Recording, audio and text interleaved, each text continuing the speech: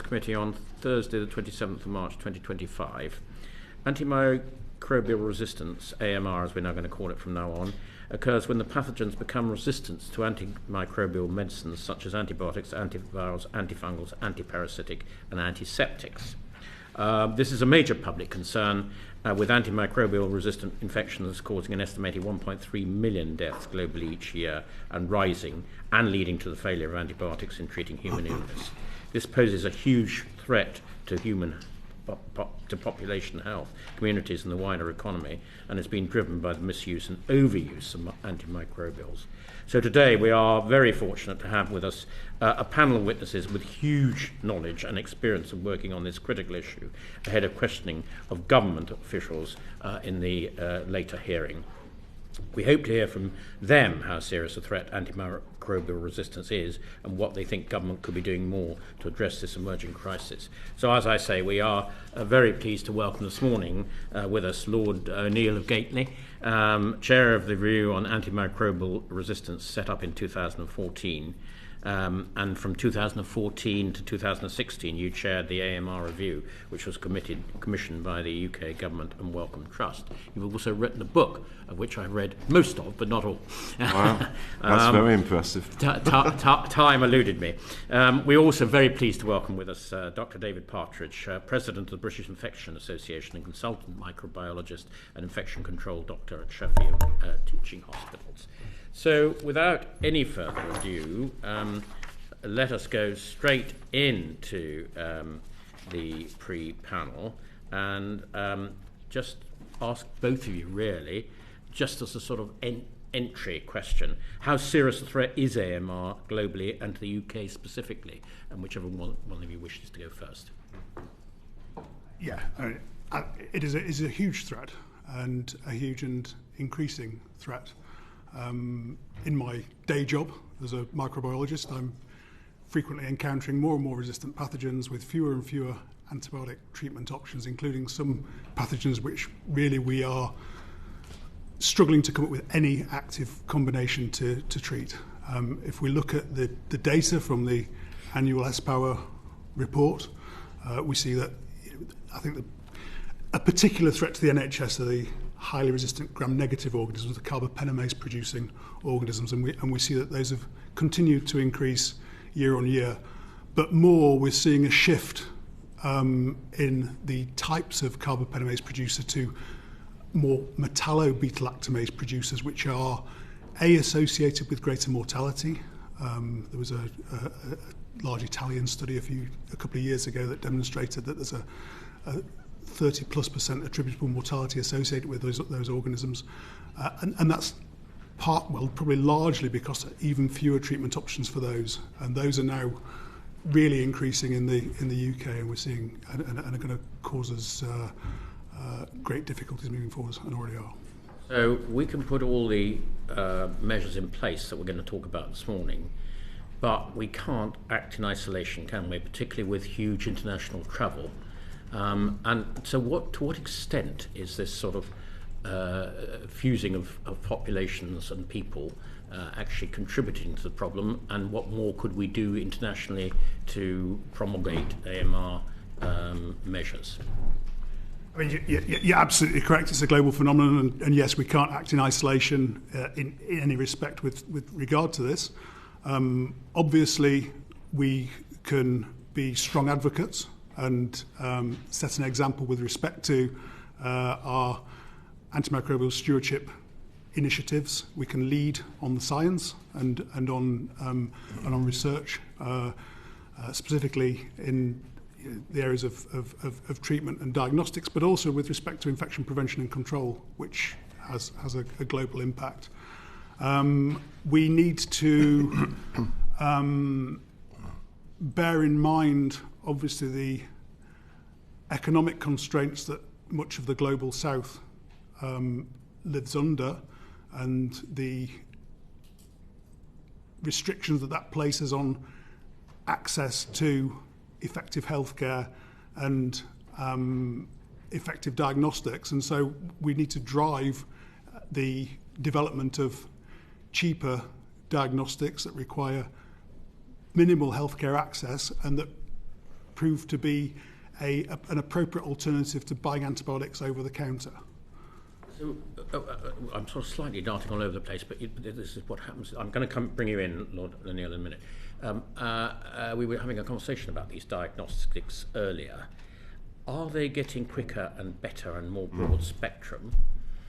Or, I mean, so when a clinician prescribes an antibiotic, there's sort of protocols that they're supposed to go in diagnostics, but in my experience, they'll look at your symptoms, but actually whether sending samples off or whatever, it's relatively limited. Or am I wrong in that?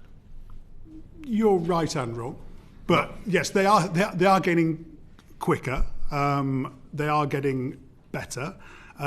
We're talking about not just pathogen-specific diagnostics, but host diagnostics, so host biomarkers. So things in the host that demonstrate the host has a bacterial infection that requires antibiotics. And it's really a synthesis of those two, which is what happens in clinical practice alongside that assessment from history and examination. But we are seeing vast improvements in turnaround times, the ability therefore to move testing to the point of care rather than it be laboratory based, and with some of the newer molecular based assays, a much broader range of pathogens that can be detected accurately, and moving into what's the kind of eventual aim, and that's rapid detection of antimicrobial resistance itself. Now, at the moment, those technologies are probably not in the near future going to be an option in low and middle income countries, but what we do need to find is diagnostic technology, and probably more on the biomarker side, along with clinical decision support, led through the developments in artificial intelligence that are we're seeing in all aspects of life, that A, can help us within the NHS in a high income country, but B, tailored to the availability of whatever diagnostics can be delivered, can also be of assistance in low middle income countries as well. Thank you for those opening remarks. Lord O'Neill, I know from your book you've got lots of ideas on all of these aspects, but just I mean, let's start with the basic question. How serious is AMR as a threat to us? It's one of the chronic threats in this country. So just give us a picture on that, please. I mean, I've always thought of it, I mean, I never knew about it at all until I was asked to do it, and as I've often said, it's probably the most intellectually interesting thing I've ever done in my life. Partly for many reasons, but partly because it's so complex, but because it's truly global. And I would have it in the same bucket as climate change. I've often said it doesn't distinguish between Sunni or Shiite or black or white or men or women, and in that context, to sort of not to repeat, but to sort of emphasise it. We can do the best we can, and I personally think, as the NAO report, which I hugely welcome, by the way, I think the fact that these guys did it was a positive surprise for me. The UK officialdom system has done a pretty decent job compared to its peers around the world, and as we'll come on to, there's areas I think they could do more, especially diagnostics. But if the rest of the world isn't trying to do it, then we are going to be affected by that.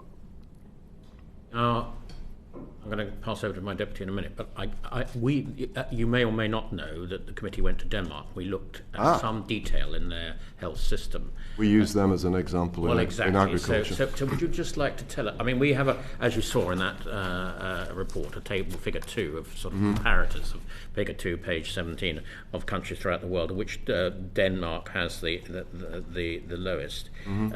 What is it about Denmark? We've been there, but what is it specifically about Denmark? Would you like to sort of enunciate what it is about Denmark, why they're at that enviable position of being at the best in this field? I don't know. Right. The data showed, I'm an economist and a finance person and an evidence-based person, and the data showed they were the best. I guess it's because agriculture is so important to their economy in terms of developed economies is probably at the heart of it. But it, as I'm sure you focused on and talked about, they epitomise the global connectivity of it, because as we found during our writing of it, there was this famous piece of research that discovered that colistin, which is, I think, pretty important for last-in-line antibiotics for humans, had been found to be a real issue in imported animals from China. And that sort of sums up. So Denmark is the best, or was, on agricultural reduction, and yet it's still being influenced by things completely outside its control. Very interesting. Thank you. Right, Bets. We had the review back in 2016. Mm-hmm. Have things got better or worse since then? Oh, gosh. So I don't know if it's completely finished or published yet, but there's an extremely detailed data analysis being done by, oh gosh, I forget the exact name of a relatively, it's come around the last decade, a health data institute funded by Gates that I think has done a 7-year study, really looking back over decades about the incidence of AMR all over the world in a much deeper, you know, we did our stuff in 18 months. And to my slight surprise, it actually seems to portray a picture that in the so-called advanced world, actually across the board, the actual growth of AMR seriousness was reasonably stable, which was contrary to what I'd thought before. And when I hear evidence like this, it still seems to be the case. But this is a lot of data. However, surprise, surprise, like so many other things, in the emerging world, deteriorating dramatically, which, you know, pretty evident from anecdotal stuff. In the context of that question, and I could spend hours on it, you know, I often sort of ponder whether in a bizarre way COVID was helpful or harmful to the AMR case. That, you know, because at the core of many of the dilemmas as to why we can't deal better with it is it. You know, I often say it's never on the 10 o'clock news, and obviously we kind of had that rather significantly with COVID.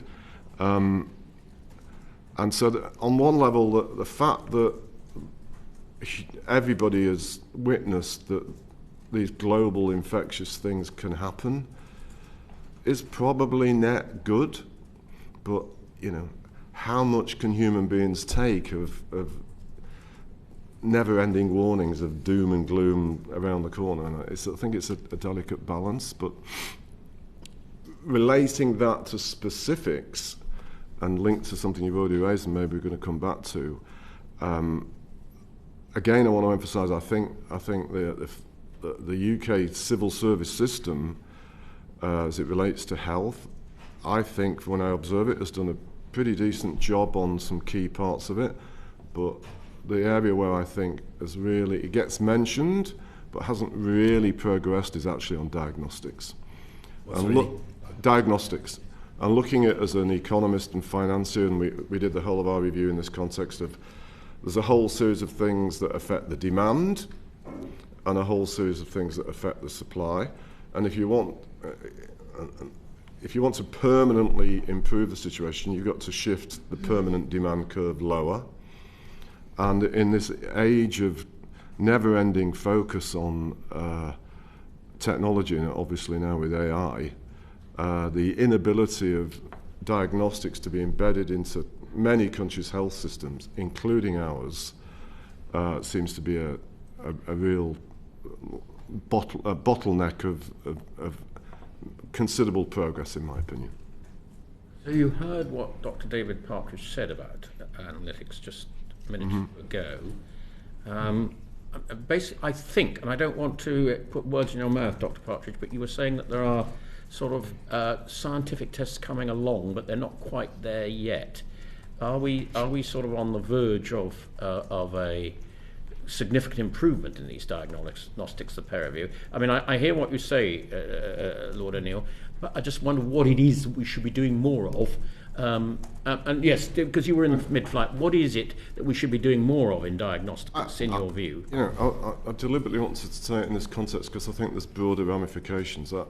Partly because of this background, I was on the Times Commission's review into the health system, and it was a fascinating thing to go through because we took endless evidence from people inside as well as expert people outside, and I think it's a data issue and aspects of how the NHS and its related partners have developed, and there's data systems all over the place that sort of don't necessarily connect properly, and again my suspicion as an economist is that if diagnostics could be embedded more across the whole system, then actually it would also help on equally, if not more important, ambitions to improving the productivity of the whole health system, lowering costs and making a lot of things work better.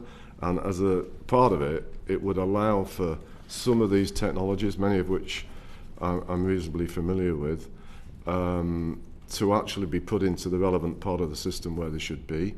But if it's not done against the background of a lot more collectively focused data system that can connect, I'm not sure how you can do it myself. Very quickly, one other thing. Coincidentally, and it's quite uncanny in a way, that I'm aware of the fact that in the past couple of months there's a number of people around the space that want to develop new sort of groups focusing on accelerating diagnostics, of which I probably will have some direct involvement, and I that's quite a healthy sign, in my opinion, that there's more focus on it than there has been for quite some time. Could I just follow up on you? We're talking about demand being the driver for this, and how you could deal with demand. If I just say, I've been talking to one of my local GPs, Dr. Andrew McGinty, who led a group of GPs in Sheffield where they tried to get GPs to understand the importance of not over-prescribing antibiotics, and had quite a bit of success, I understand. What Dr. McGinty said to me is the NHS is far too focused on secondary care. Most prescribing is done at GP level, and they often aren't linked into the thoughts about how you deal with this. And we talked about complicated diagnostic tests, and yeah, it's right that we look at how we can improve those. But Dr. McGinty said there actually are some very cheap point-of-care CRP tests for about £15 a time, which the Scandinavians have used for a long period of time, but we still aren't using in this country. Isn't that something we ought to think about as well? Yes, I think moving diagnostics, including biomarker-based diagnostics like CRP, to the point of care is definitely something that we should be aiming to achieve. There is a slight caveat to some of the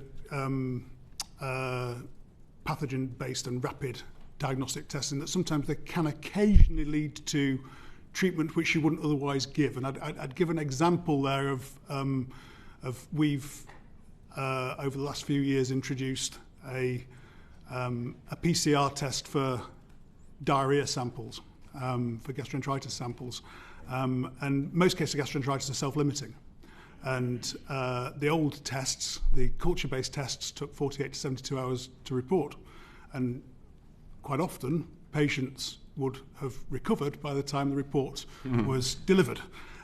With a PCR-based test, we can deliver a report potentially the same day if the sample hits us just before the run, and the patient won't have recovered and is more likely to receive antibiotics they wouldn't do others. And that probably applies to some other tests as well. So there is a slight caveat there. But on the point of moving things to point of care and getting results more rapidly, both in primary care but also in secondary care when it comes to diagnosis of sepsis in emergency departments, for example, absolutely, but with appropriate clinical decision support. And I think that, again, coming back to the AI thing, is where I hope that we'll see some significant improvement, because I think if you can integrate that clinical evaluation of the patient with be it CRP or be it some later generation multiple biomarker tests that's similarly economically achievable, then I think we could really see some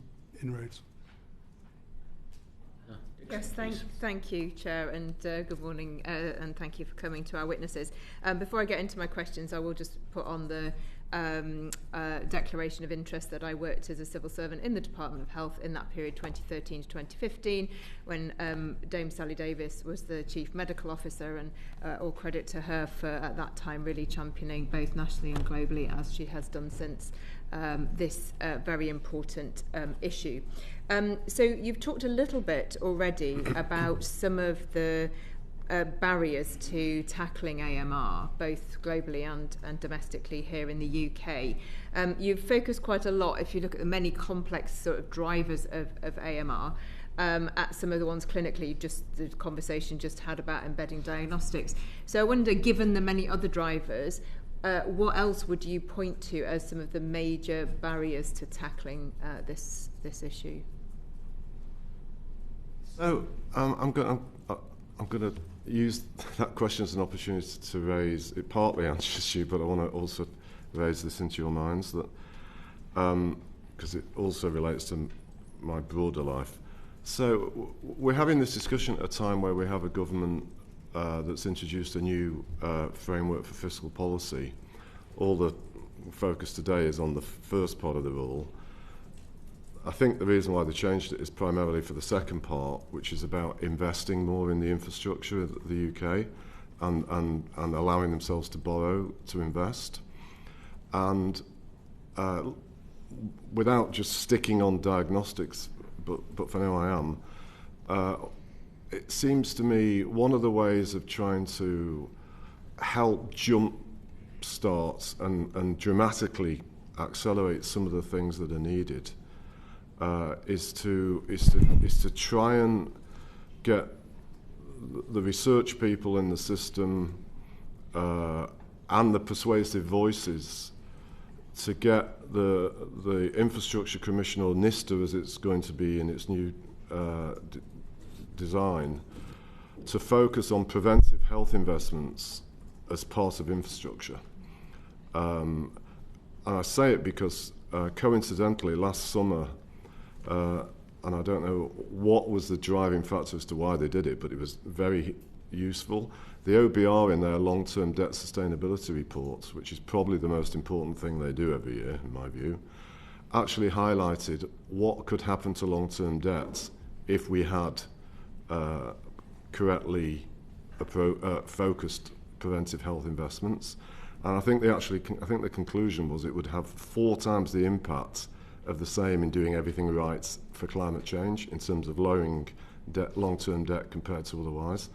And I think that's the way to really focus on a lot of these things, because I think you need to have a sort of mental shift into thinking, whether it be in embedding diagnostics, but also in funneling things for, as it links to COVID, for example, ongoing new vaccine development, which is a whole separate area, which I think particularly as it relates to animals, in our review and since, I've never quite understood if you had a proper focus on vaccines for infection in animals, why virtually any antibiotics would be needed, because it's still quite easy to circumnavigate to use them for growth promotion.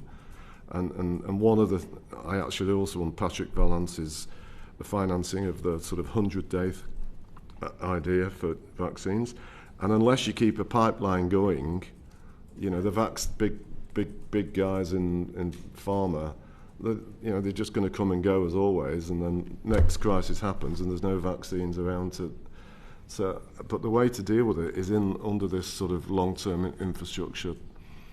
Well, I think that's probably music to certainly my ears as someone who's from public health background. But I think hopefully Treasury are listening to your interesting comments there on preventing health as an investment, and certainly the numbers we're seeing in here about the economic impact if we don't get AMR sort of under control, are quite significant, are they not? So. any other, you'd like to come in, Dr. Partridge? So I'm really keen to try and just unpack what these barriers are. So, you know, what's getting in the way? So anything else you'd like to add to that, Dr. NHS estate. Great, well, I was going to come on to We that. have,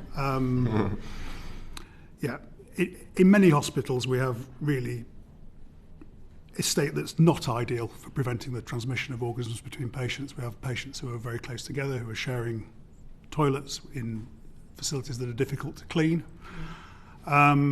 We obviously have health building notes that apply specifically to new build facilities, and we've demonstrated locally that our newer ward blocks, we see lesser rates of transmission of infective pathogens in those than in some of the older estate that we've got. So it works, but we don't know which elements of it work particularly effectively. And the problem is that actually we can't just go and build an entire new NHS estate, and so we rely on refurbishment, and refurbishment of existing estate is probably the bigger area of opportunity with respect to limiting this transmission. And refurbishment obviously is more complex because you're limited by maintaining the structural integrity of the building and the ward footprint and its operational capacity. And so I think greater knowledge of which elements of the estate and its fittings, particularly water fittings when it comes to gram-negatives. We know that water fittings are really important with respect to transmission of these organisms. And so knowledge of which of those elements are most important would be really useful when it comes to, you know, us advising on refurbishment schemes within individual trusts. So you'd say you're more confident, say we're about to make large investments in the new hospitals programme, that the designs that are being looked at there do build in sufficient safeguards in terms of reducing infection, but you're saying it's more challenging in refurb, where okay. Yeah. Because, you know, for example, we refurbished a ward a few years ago, and we were constrained by the fact that like many hospitals, it's a multi-storey building, and there are support columns that limit how big you can make a bay area, and therefore limit how big you can make bed spacing.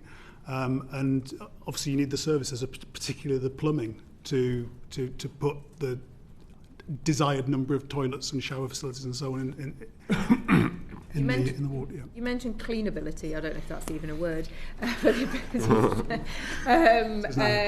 yeah, I probably not. But we've received some written evidence, obviously very much stressing sort of, you know, hygiene, not just personal hygiene, which obviously we all got good at during COVID, but also just cleaning regimes, whether that be specifically in healthcare settings or more generally in public areas. So how much do you think it's behavioural as opposed to like hard design? And I don't know whether Lord O'Neill or Dr. Partridge, you want to take this one up. It's a combination. I mean, I think human factors dictate that you know, if you make something easier to do, then it's more likely to get done. The problem with ageing estate, though, is not just things like cleaning frequency or adherence to cleaning regimes.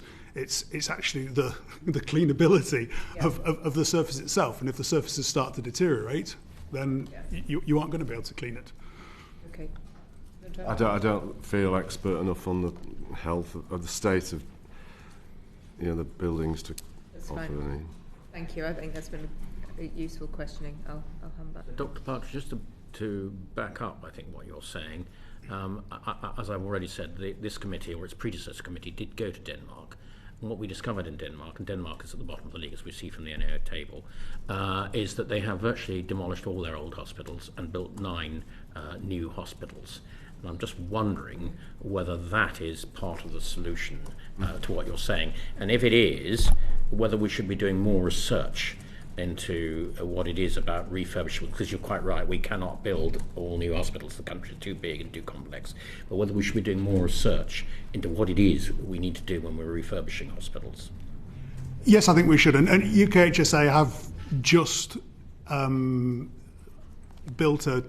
recently built a modular ward at Porton Down. So I'm hoping that we'll get some results from studies performed there that will guide that. But yes, definitely. Yes.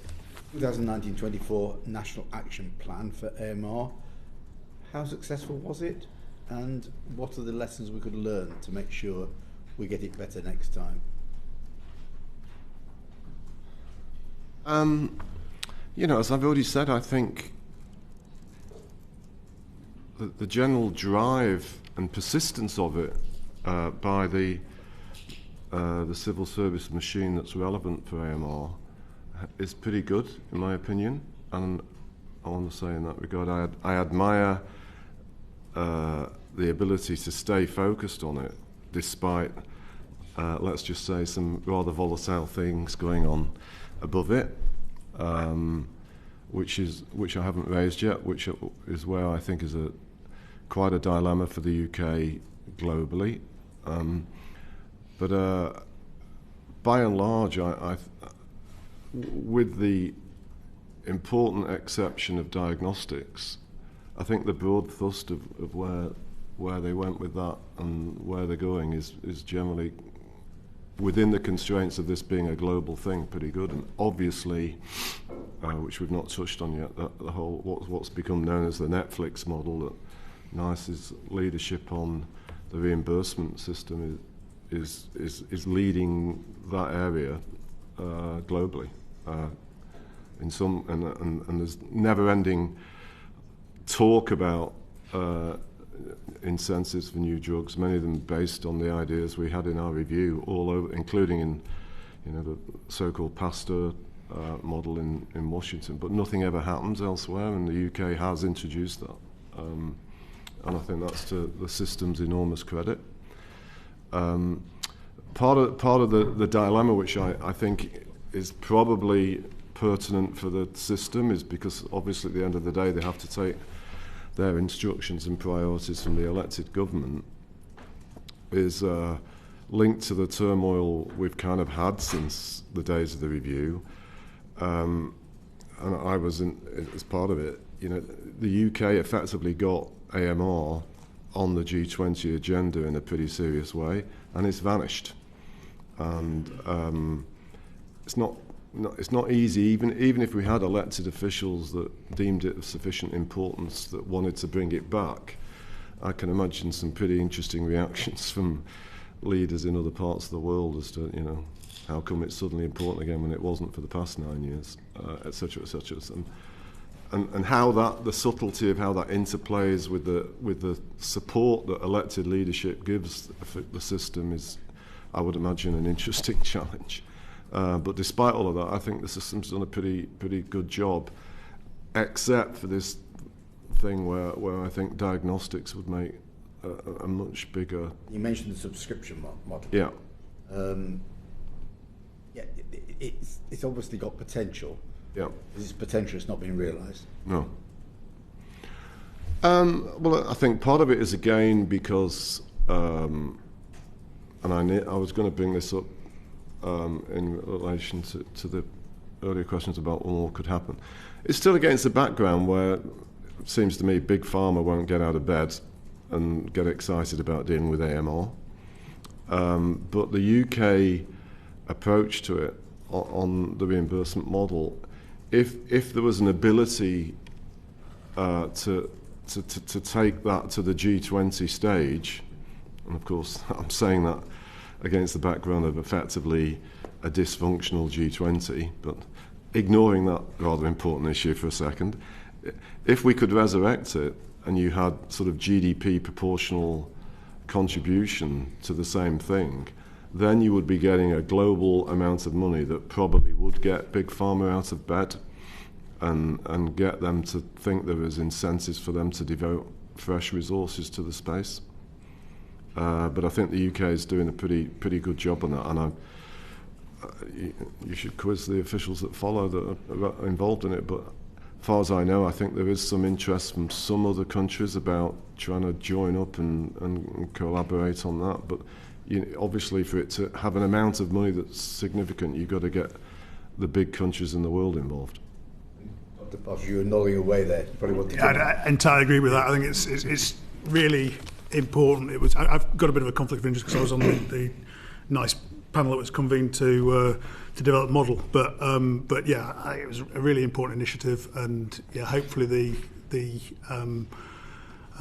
other countries will follow it, so it does generate that critical economic mass to deliver the results that we'd like to see.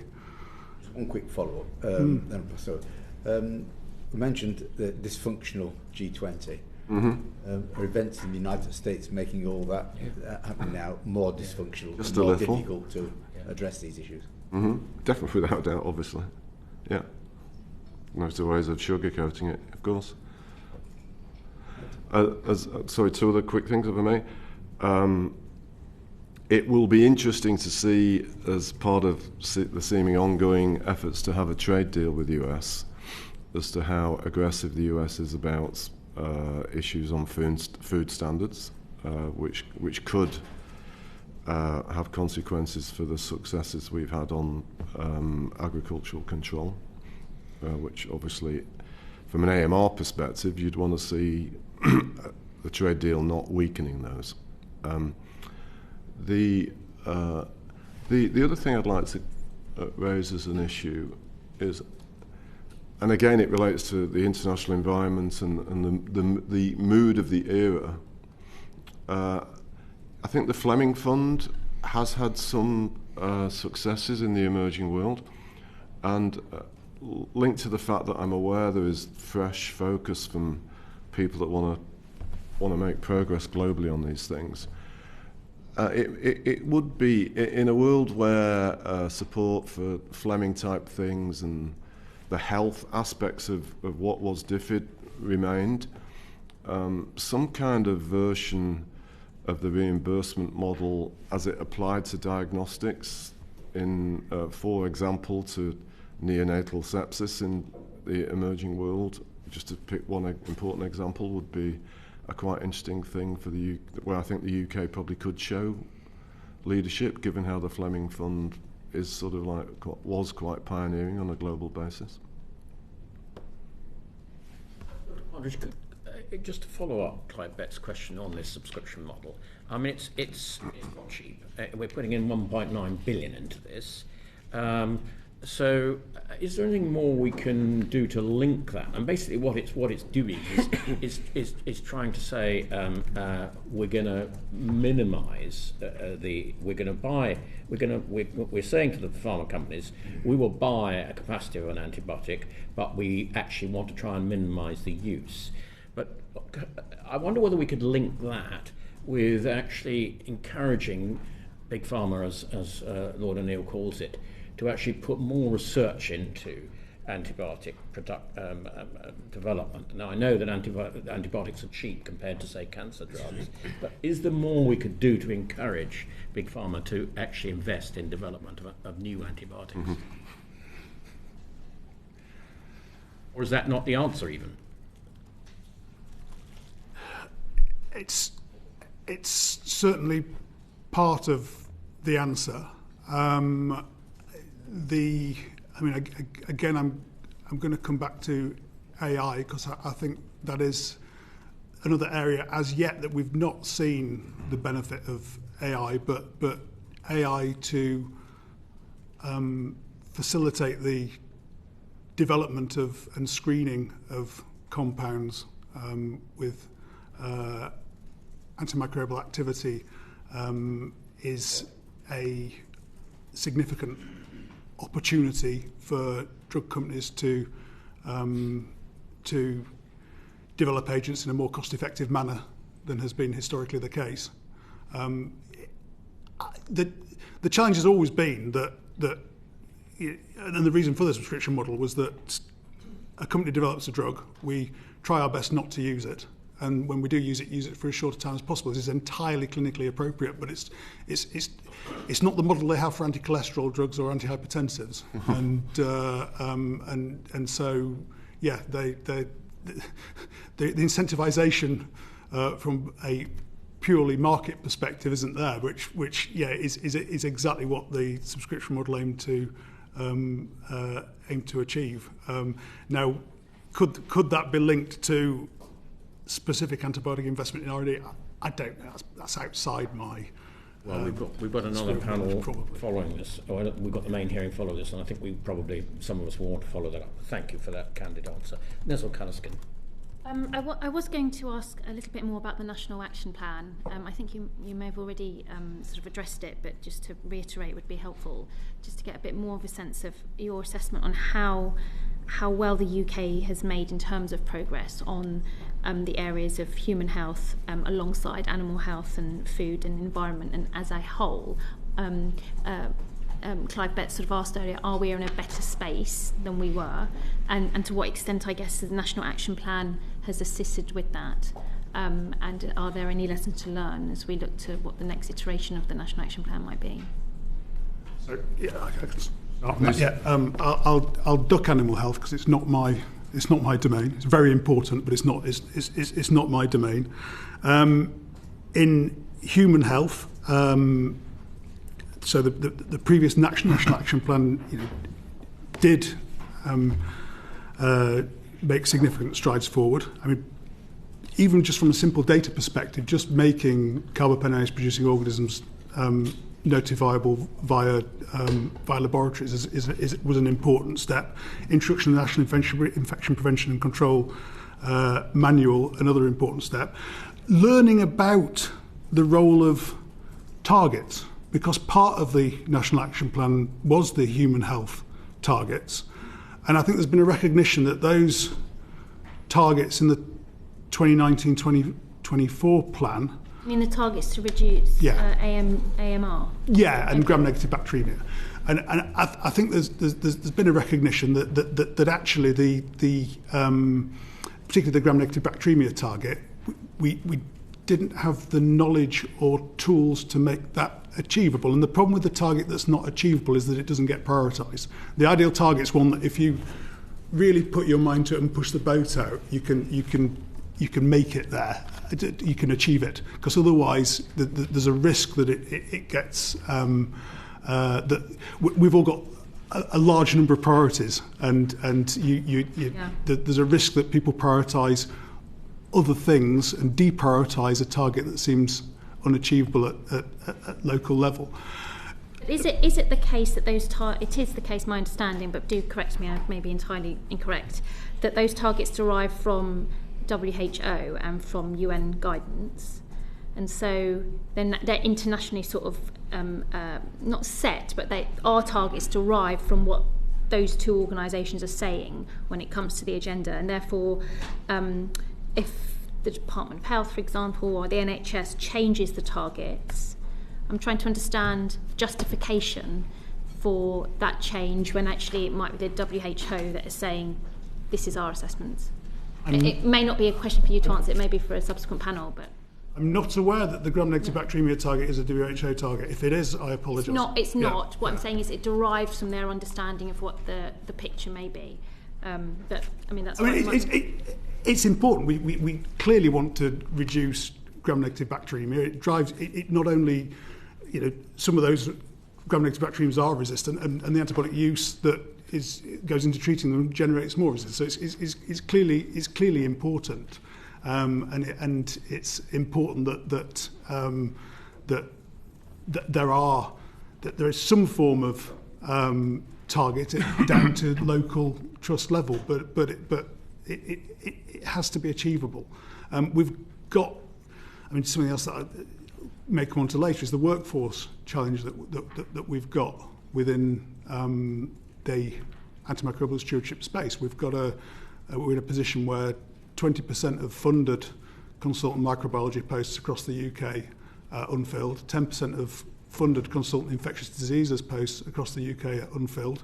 I don't know about the situation with antimicrobial pharmacists, who are another key part of this, but those unfilled posts represent a significant opportunity cost, because actually a lot of the initiative and strategic development at local level in this space comes within that headroom. And so, you know, having that, so that shortage really, I think, is another thing that needs to be addressed. I guess just finally, my initial question was around your view of whether we have made good progress. And in terms of the targets that we've just had a brief kind of discussion about, those targets have been reduced. Because perhaps they weren't achievable or they weren't relating to the challenges that we had. For whatever the reason are, those targets have been reduced. I'm trying to just get a bit more of a sense of the targets have been reduced because we have made adequate progress, and therefore we should feel comfortable in the way that the risk of this area is at, or actually the risk is so great and the targets are so difficult to achieve that we're reducing them. Mm-hmm. Because the purpose of this committee is to, sometimes we look at money that is being spent and whether it's good value for money. And in the case of this hearing, it's about us trying to get a sense of whether the risk that exists is being managed appropriately. So what I'm trying to do through my very convoluted way is to understand whether have we made enough progress that we should all feel comfortable that the risk is being adequately managed, and therefore reducing those targets is not something we should feel concerned about? Or is it that the risk remains so high still that we have no choice but to reduce those targets because we'd never meet them anyway? Can I just throw in two things? I don't know the answer to your question, but my suspicions include the following two things, or views. So the first one of which is, again, I come back to boring you about the importance of diagnostics, and it's something to quiz the experts on afterwards as well. And David, you might have a view on this. I personally think that if you don't treat diagnostics more seriously, in having too aggressive targets for reduction of antibiotics could quite easily sometimes mean that people that really do need them aren't going to get them. Sort of access, not excess issue. Mm-hmm. And that might be related to issues about it. And then the second thing, which relates more to the agricultural issue, and I say it with a sort of smile on my face. You know, we were both surprised and impressed when the UK government effectively adopted our recommendation on agricultural reduction, which is taking the Danish case, and they achieved it pretty quickly. So I thought maybe it wasn't tough enough. I don't know the answer, but I often have suspicions that that is the case. And I say it because I would like, in some areas, the latest plan to be more ambitious. I think I've touched on it already. I don't quite get why certain really important antibiotics for humans aren't just banned for use in agriculture. I think one or two countries elsewhere in the world have at least in principle banned the use of colistin. I'm not quite sure what the current situation is, but I don't really get why there isn't more.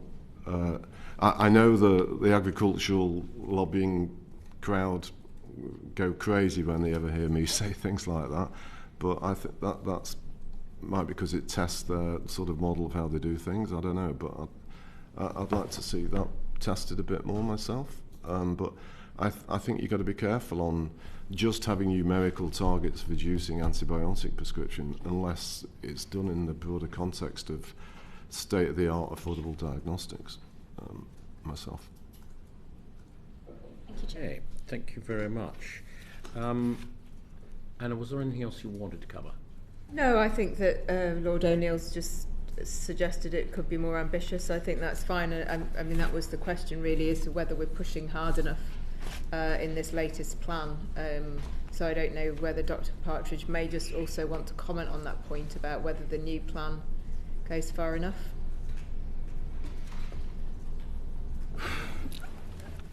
I think with respect to the targets embedded within it, I actually support them. I think the inclusion, which is WHO based, of the but goes beyond it of the access group antibiotics as a proportion of total. I think that's a very positive step. I think that will then hopefully push the diagnostics agenda, but also push another very important component of this, which is penicillin allergy delabeling, that's also mentioned in the NAP, and will help us to reduce use of some of the more broad spectrum agents. I would like to see some more deliverables in some areas of the action plan, to be honest. And I've already mentioned NHS estate, and I think I would have liked to see some deliverables related to the estate. I'd like to actually just talked about penicillin allergy delabeling. I would like to have seen some deliverables with respect to penicillin allergy delabeling, because I think that is, as I say, a really important tool that we have at our disposal.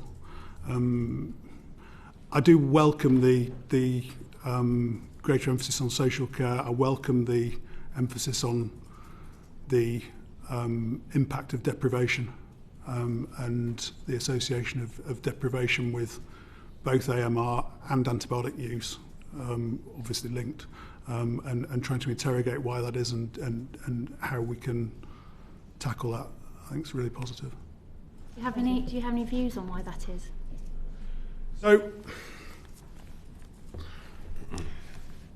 it's a little bit chicken and egg in that chronic illness will potentially lead to deprivation and will lead to increased antibiotic use. But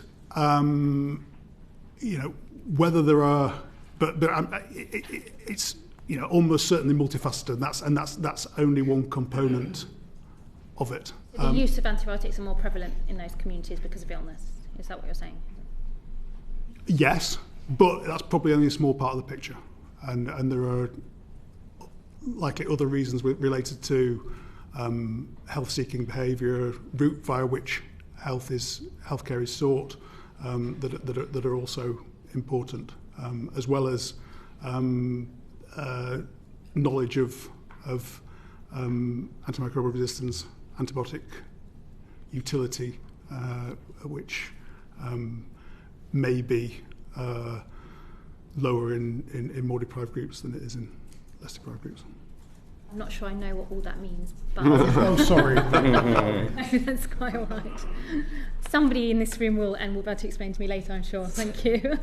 Well, thank you very much. Now it falls to the chairman to sort of do one or two tidying up questions. So, Professor Partridge, Dr. Partridge, I don't know whether you're familiar with the work of PARA, the Policy Research and Innovation Unit. This is an independent unit set up by NIHR, but it really backs up what you're saying about data and the need for joined-up thinking within the ANHS. And in particular, there's been an evaluation which was particularly critical of the UK's management of wastewater, finding a dearth of baseline data on AMR and how wastewater impacts other water sources. I don't know whether that's something within your speciality or not. It's not really within my speciality, but it is something that I feel quite strongly about. That we're contaminating our freshwater systems with wastewater, with pharmaceutical byproducts. It's just going to generate resistance. I mean, I'm not an environmental microbiologist, but it's clearly something that we would expect to generate resistance, and again, that's probably something where it would be nice to see more deliverables within that. Something which may be more in your field, bacteriophages. Do they offer any useful solution in the future? I'm quite an advocate. So again, I've got to declare that I do have some collaborations with a team at the University of Sheffield that are investigating bacteriophages, and particularly their use in diabetic foot infection, which is a really important issue. Yes, I do think they hold great promise. I think there are numerous current barriers to their further development and translation to healthcare use within the NHS, and they were the subject of the Science and Technology Committee review a year or so ago, weren't they? And I think it will be desirable to make inroads into those barriers. I know that UKHSA have the beginning stages of setting up a phage unit at Porton Down. I think we need work in numerous areas, and hopefully with some alacrity, to maximise the utility of or optimise the utility of phage in the NHS. We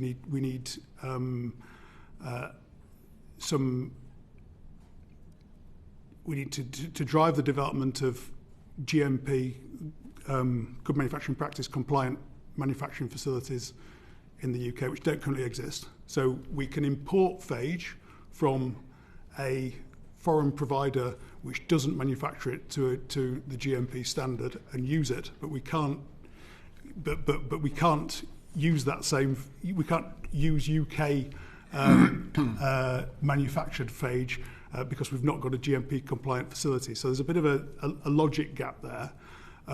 We need to better develop our phage susceptibility testing ability within the UK, but most of all, we need to incentivise and design clinical trials that confirm the utility of these agents in conjunction or not in conjunction with antibiotics, but that confirm the utility of these agents to then drive that further development. Because to make a GMP compliant phage manufacturing facility costs money, and so we need to justify that. We need to, in the very near future, be looking at having good quality clinical trial data. Follow that up with our hearing next. Just for those that are following this proceedings, this is mentioned at paragraph 3.13 on page 40 of the NAA report. Lord O'Neill, my deputies raised a lot of sort of cross-country initiatives. We were one of the first people to get this on the real agenda in the United Nations. And the United Nations in 2024, as it's mentioned on page 21 of the report, paragraph figure 4, a UN General Assembly, no less, held its second high-level meeting on AMR. Mm-hmm. Now, notwithstanding Trump, it does seem to me, from all our discussion, particularly at the beginning, that we cannot tackle this on our own.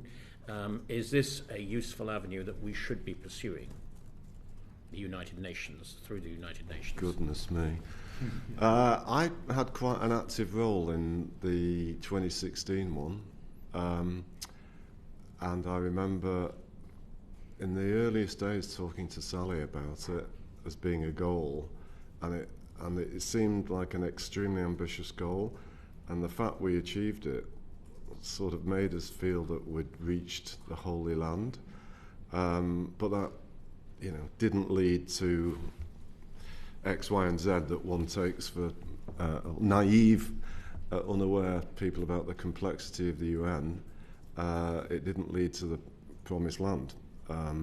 So I think it is exceptionally useful, but as I started to become aware about the complexity of the UN, I personally thought, insofar as all of these things are relevant and my own role in it all, getting it focused on the G20 agenda was more important than the UN, because there you've got a smaller group of people, 85% of global GDP, and those that can action the things that really are important, including for everybody else, and it kind of seems an impossibility as we sit here today with the current status quo and what seems to be coming. But I think, and it's so relevant for other areas too, in the UK's way of thinking about its role in the world going forward, trying to really be at the forefront of getting the right actors, irrelevant of whether they share our philosophies with us or not, on really major global issues, is something the UK, despite ourselves the past decade, still has a real edge on. And I think it's really important we should continue to try and lead those things. Very helpful. Dr. Partridge, any sort of last-minute remarks you want to make that we haven't covered, areas you think are useful that we haven't covered? And the same thing with you and Lord O'Neill in a minute. We've got you here. We'd like to get the best of your knowledge. No, I don't think so. I think the discussion has been quite broad-ranging. I think it's covered most of the areas that I highlighted from my review of the plan and the subsequent report. So no, I don't think I've got anything else to add. Can I just zero in on one thing that you said and ask you what's being done about it? You said the shortage of relevant staff in the NHS, microbiologists and so on. What are you aware of any measures that's being taken to fulfil those gaps? So, with my British Infection Association hat on, we are currently in discussion with the Royal Colleges, both physicians and pathologists, with respect to developing or identifying the barriers and then developing a plan for lobbying for more trainees within those two specialties. But clearly, other parties are key there, and we can lobby, but we do need those training posts to be funded. Clearly, that the other challenge there is that this is a 5-year plan. Training microbiologists and infectious diseases doctors takes longer than 5 years. Yes. Exactly. Yeah. Lord O'Neill, any final thing you think we've not covered that you've got? Actually, it's quite remarkable how much has been raised in the time we've had. I sometimes think that, and it was one of our most frustrating things during the review, that the whole public awareness thing about antibiotics aren't sweets. I think it's something that collectively those who are aware of the issues, if we could find a better way of growing the public awareness. I think when I see occasional surveys of it, many people still don't have the slightest idea of what antibiotics are right for and not. And it's quite remarkable in many ways, given how important they are. That's really interesting. It actually was on my mind to ask you about that, and I was certainly going to ask you. We've got some examples of previous publicity campaigns which have been terribly successful. So can I thank you both hugely? I think the committee has benefited greatly from your knowledge. I know you're busy people, so really kind of you to turn up this morning and give us the benefit of that. So we will stop broadcasting now.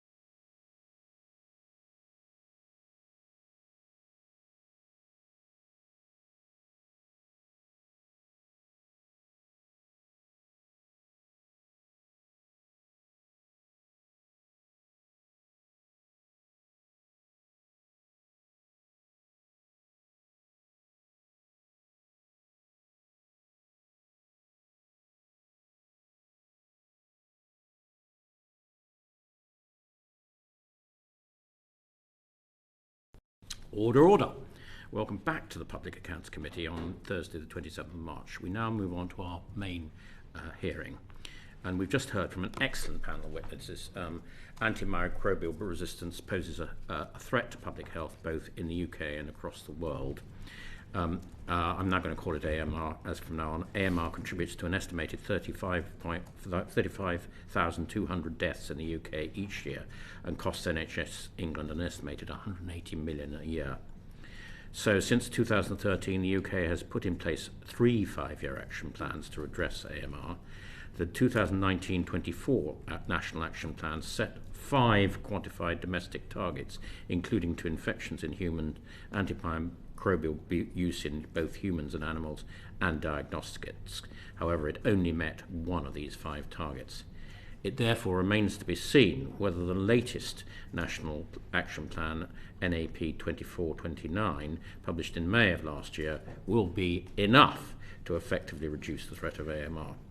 Unless measurable change to reduce the spread of antimicrobial resistance is achieved, there remains a serious threat to human life and society as we know it. And I might actually add their healthcare treatment. So today we will therefore be questioning officials on the UK's resilience against antimicrobial resistance and whether the current National Action Plan sufficiently addresses this ever-evolving danger. So we're very pleased today to have with us our witnesses. Sitting in front of me is Professor Sir Chris Whitty, Acting Permanent Secretary and Chief Medical Officer. Sir Chris is currently the Interim Permanent Secretary at DHSC, pending the appointment of a new Permanent Secretary, but actually I can't think of anybody better qualified to be here than you, sir. From NHS England, Professor Stephen Powis, National Medical Director. Sir Stephen has been the National Medical Director of NHS England since 2018. I'd like to thank him for his 7 years of dedicated service in which he expertly steered the NHS through the crisis of the COVID-19 pandemic, and I wish you all the very best for the future, Sir Stephen. From the UK Health Security Agency, Professor Susan Hopkins, Chief Medical Advisor. Susan leads UKHSA's Clinical and Public Health Group, whose objective is to provide professional health security, clinical and public health leadership. And finally, but no least least, on my extreme left, Abigail Seager, Chief Executive Officer of the Veterinary Medicines Directive. Abigail has been the CEO of the VMD since 2021. And a specially warm welcome to you. This is your first time appearing before the committee. So welcome all of you, and let's launch into our questioning, if we may. And sort of, Sir Chris, really, a similar question to what I started with the previous panel, to get your sort of overall view on it, if you like. How worried should we be about antimicrobial resistance? Well, I mean, thank you, Chair. We're all delighted that you've chosen this and that NAO chose this as a topic, because we think this is a very serious issue, and we agree with all the points both in the NAO report, but also actually all the points were made by the previous panel and the sort of thrust of your question. So it is a very serious problem. It will continue to be a very serious problem because it evolves around whatever we do. The antibiotics are evolving to try and spread themselves, and we're trying to prevent them, and the two essentially are always in battle against one another. The threat overall, particularly to people who are very vulnerable, so people who, for example, immunosuppression, elderly patients, and in people in intensive cares, is very significant. And at a global level, the threat is, as you say, very substantial. The numbers are large, and if we do nothing about it, they will only go in one direction, which is up. So we need to accept that this is not a situation where you can just fix it and then walk away. It's like painting the fourth bridge. You have to keep on going at it. But there are many things we can do. And if I may just lay out a couple of sort of framing points. Within that, I would divide antimicrobial resistance kind of broadly into 3 groups. There's in the community, so what you'd go to a GP with, for example. There's in hospital in general, and then there's in intensive and specialist care, like things like haematology units. And they have different sets of problems and different ranges of antibiotic resistance. And it's probably worth bearing that in mind, because you can't do one thing that will fix all of those simultaneously. And then additional to that, there is constantly the reality of importation from around the world, from Europe and elsewhere in the world, of antimicrobial resistant organisms. So even if we got everything absolutely perfect in the UK, and perfection is not a achievable goal, but you need to get as close, the importation would continue. Thank you very much. Just one quick follow-up question to that before I bring in Clive Bess. It's currently classified as a chronic risk, which means that we've got to continue to take action. What is the danger of it actually becoming an acute risk, and therefore we would have to take emergency action? So there is a small risk that we actually get a wave of a significant antimicrobial resistant organism going around the world, and it turns from a kind of grumbling problem that gradually is increasing to suddenly something we need to do something about.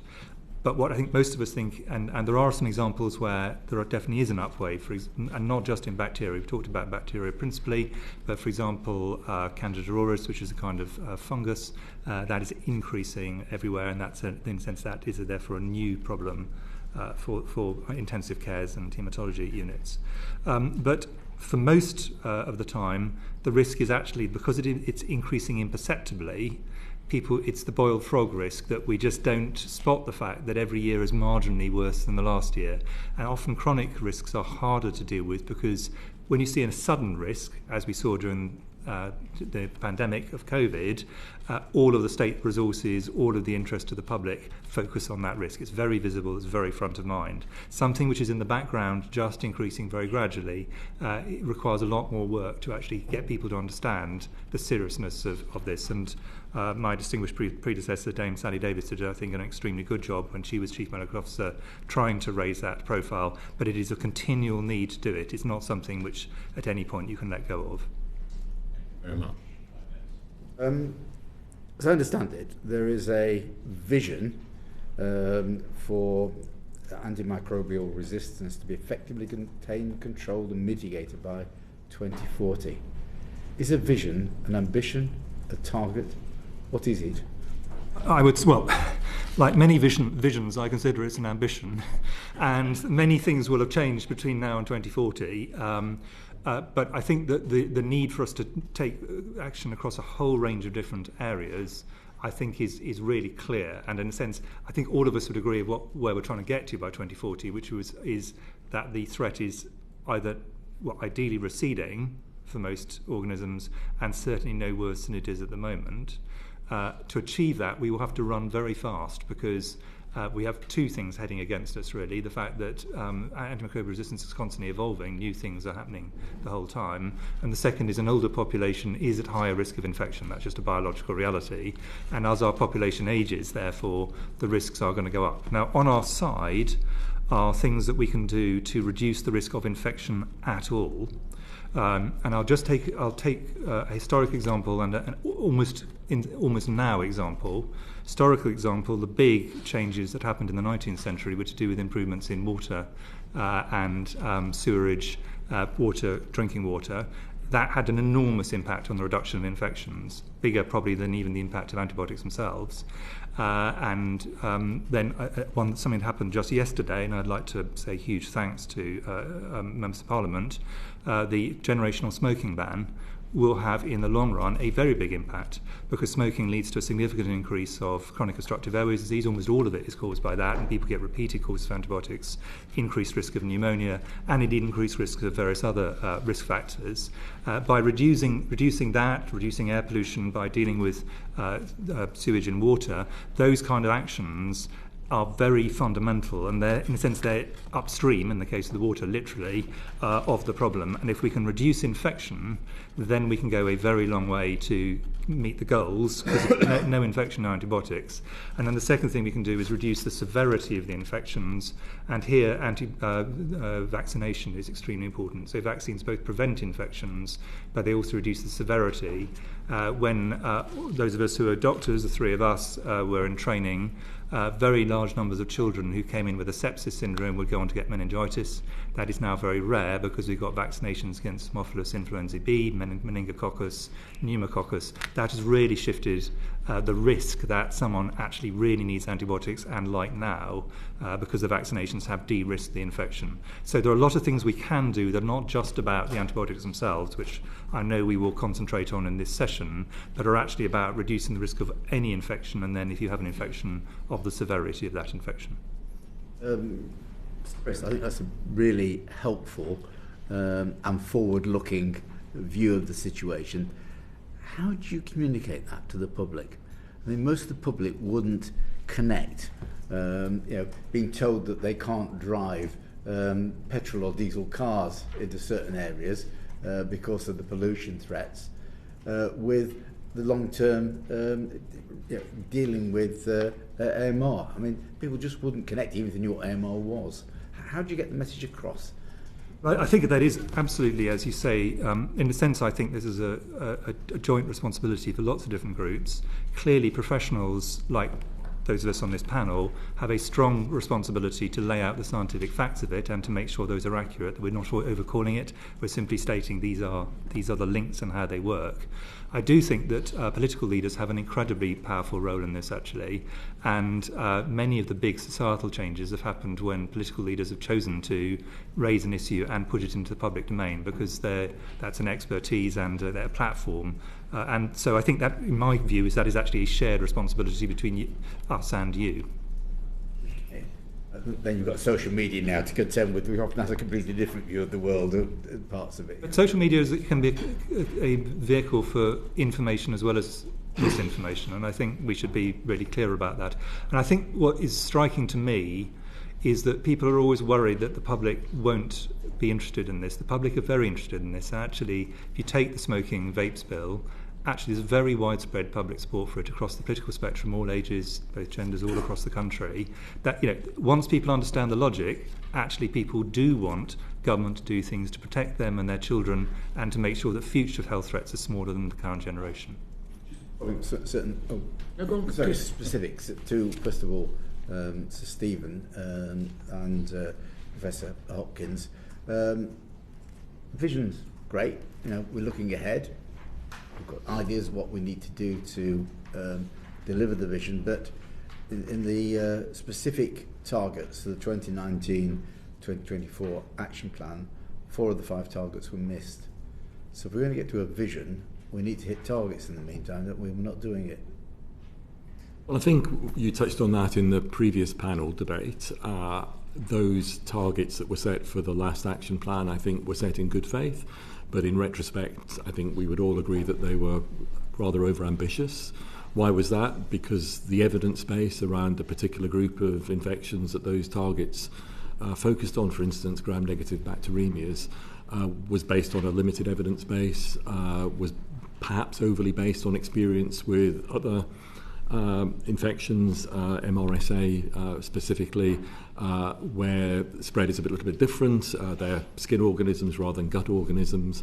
And I think the evidence base, and have been a number of academic studies during the period of the last action plan, have refined our thinking about the ways in which we can deliver the ambitions that we have around antimicrobial resistance. So we have made progress, and I think you heard from the last panel as well that progress has been made. We have reduced the number of prescriptions, not to where we wanted to be, but we have still reduced them. The pandemic, is the elephant in the room in this, and you can see in the NAO report the impact that the pandemic had.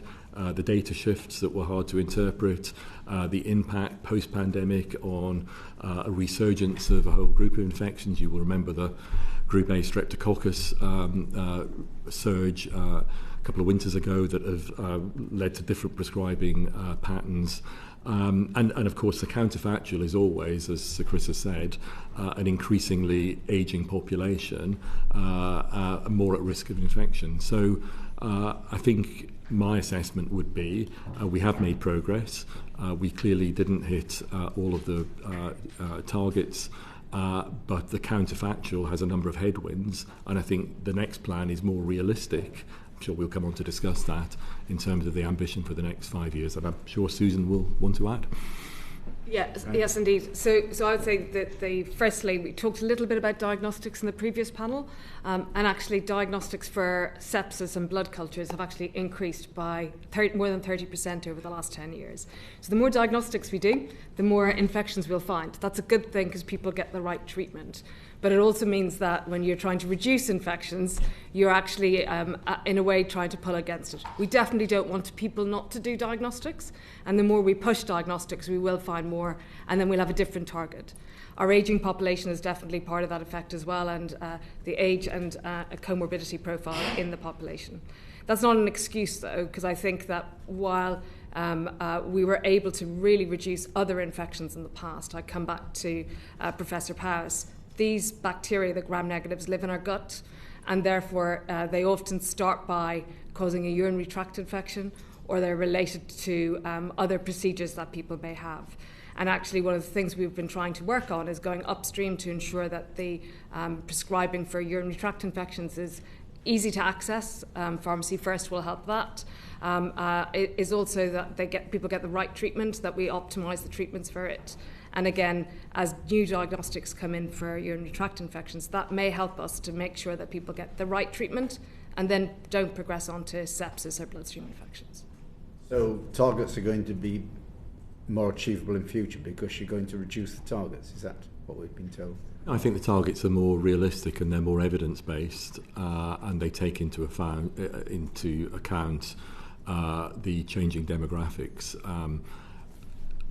Quite rightly, in the last panel, you talked about having targets that are unachievable, and therefore it doesn't provide the incentive for people to try and get to them. So it's a careful balance between setting targets that are realistic, are sufficiently stretching and ambitious, and the new targets, as you discussed again previously, are based within the range of World Health Organization targets, and some of them are actually more ambitious. So the target for the use of drugs from the access list is more ambitious than has been set by WHO. So I think it's a realistic plan going forward that will allow us to continue to make progress.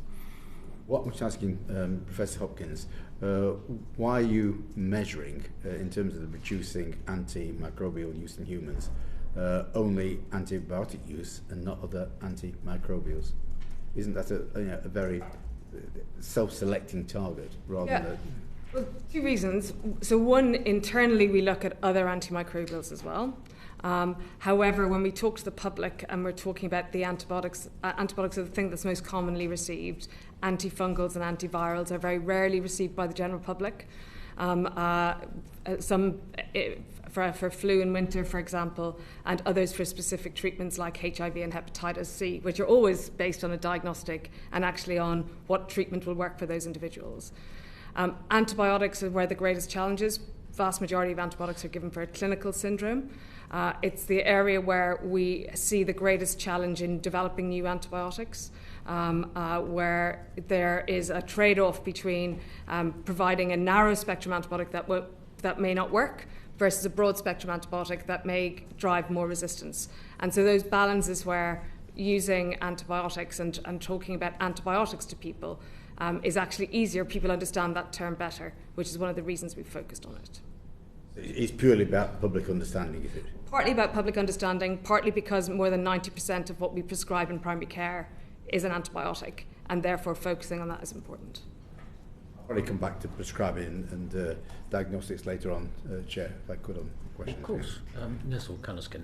Thank you very much, and thank you to the panel. I did have one question on prescribing, if I may, but we may build on it later. I was just simply going to ask, does it worry you that 20% of antibiotics prescribed in primary healthcare are inappropriate?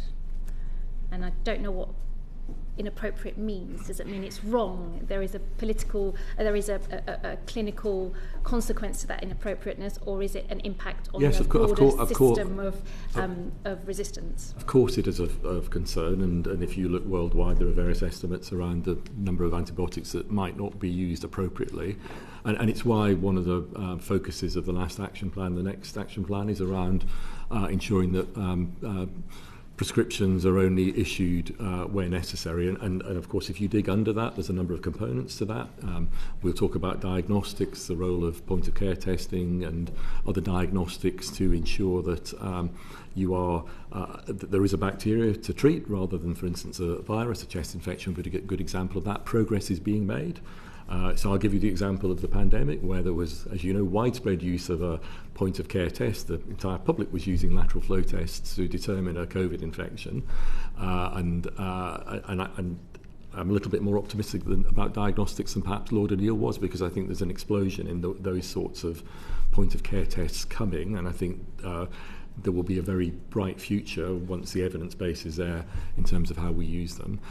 Clearly ensuring that we engage with GPs, and Mr. Betts gave a good example of that. We have education programs in partnership with various academic partners that are targeted at general practice. Of course, there are a range of prescribers. It's not just doctors that prescribe. We talked about Pharmacy First. Pharmacy First is a great scheme in terms of providing rapid access to public to a range of minor illnesses and infections. It is very protocol based. Early evidence is that those pharmacists are following those protocols. We're not seeing any increase in the use of antibiotics. In fact, we're seeing the use of antibiotic sparing treatments in some of those conditions. So there are multiple ways into addressing the issue of potential overprescribing. It's not just one, and we are taking all of those. Yeah, my point was not about the overprescribing, which I know is an issue in itself. It's about the inappropriate prescription of an antibiotic, which, from my basic understanding, is a problem too. Not just for the individual patient, yes, because they're not getting the treatment that they need. Yeah. And 20% seems to be quite a high figure. But I take your point. There seems to be a focus on trying to address that, and that there's an acknowledgement that 20% is not a space that we want to be in. I was essentially using overprescribing to describe inappropriate prescribing. The other point I would make is it's not just around the number of when antibiotics are prescribed, it's the length of prescribing as well. So one of our focuses has been around ensuring that prescriptions are for shorter periods of time where appropriate, and that prescriptions are stopped. So, for instance, making sure that electronic prescribing systems have flags in place to ensure that there is a reminder to stop a course. Because it's the totality of the antibiotic usage, not just the individual occasions on which it's used. If I might, Chair, I'd like to ask a question about the sufficient resources that might be in place, because the NAO report talks about the amount of money that has been allocated by government directly for AMR programmes. I think it's over £500 million. It's in terms of cash funding that's increased over 4 years, but the value remains broadly stable, and so it's just over £500 million. But I understand there are other pots of money that has got through the system, so it's a sizable amount of money. With that in mind, perhaps Professor Whitty, given the risks posed to the UK and expected further healthcare costs, are you confident about that level of spend and the level of risk? Are we prepared? Thank you. Well, I think I'll paint first a glass half full and then a glass half empty on this.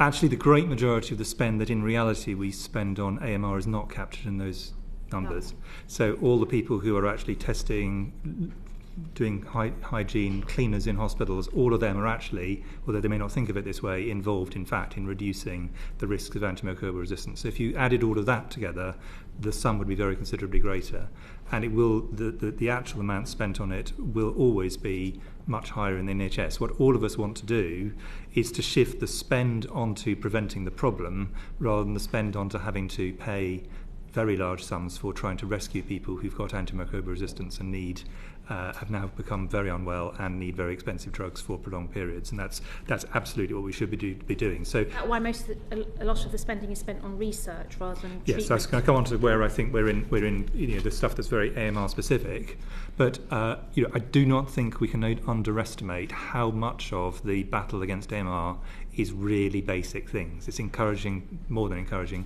mandating people to wash their hands between patients, cleaning the environment properly, designing hospitals in such a way that they can be cleaned. These are actually old-fashioned things that Florence Nightingale would have recognised. They are still absolutely fundamental, and I think we shouldn't always get down into the kind of newest things without actually getting the basics, which we know work right. But you're absolutely right.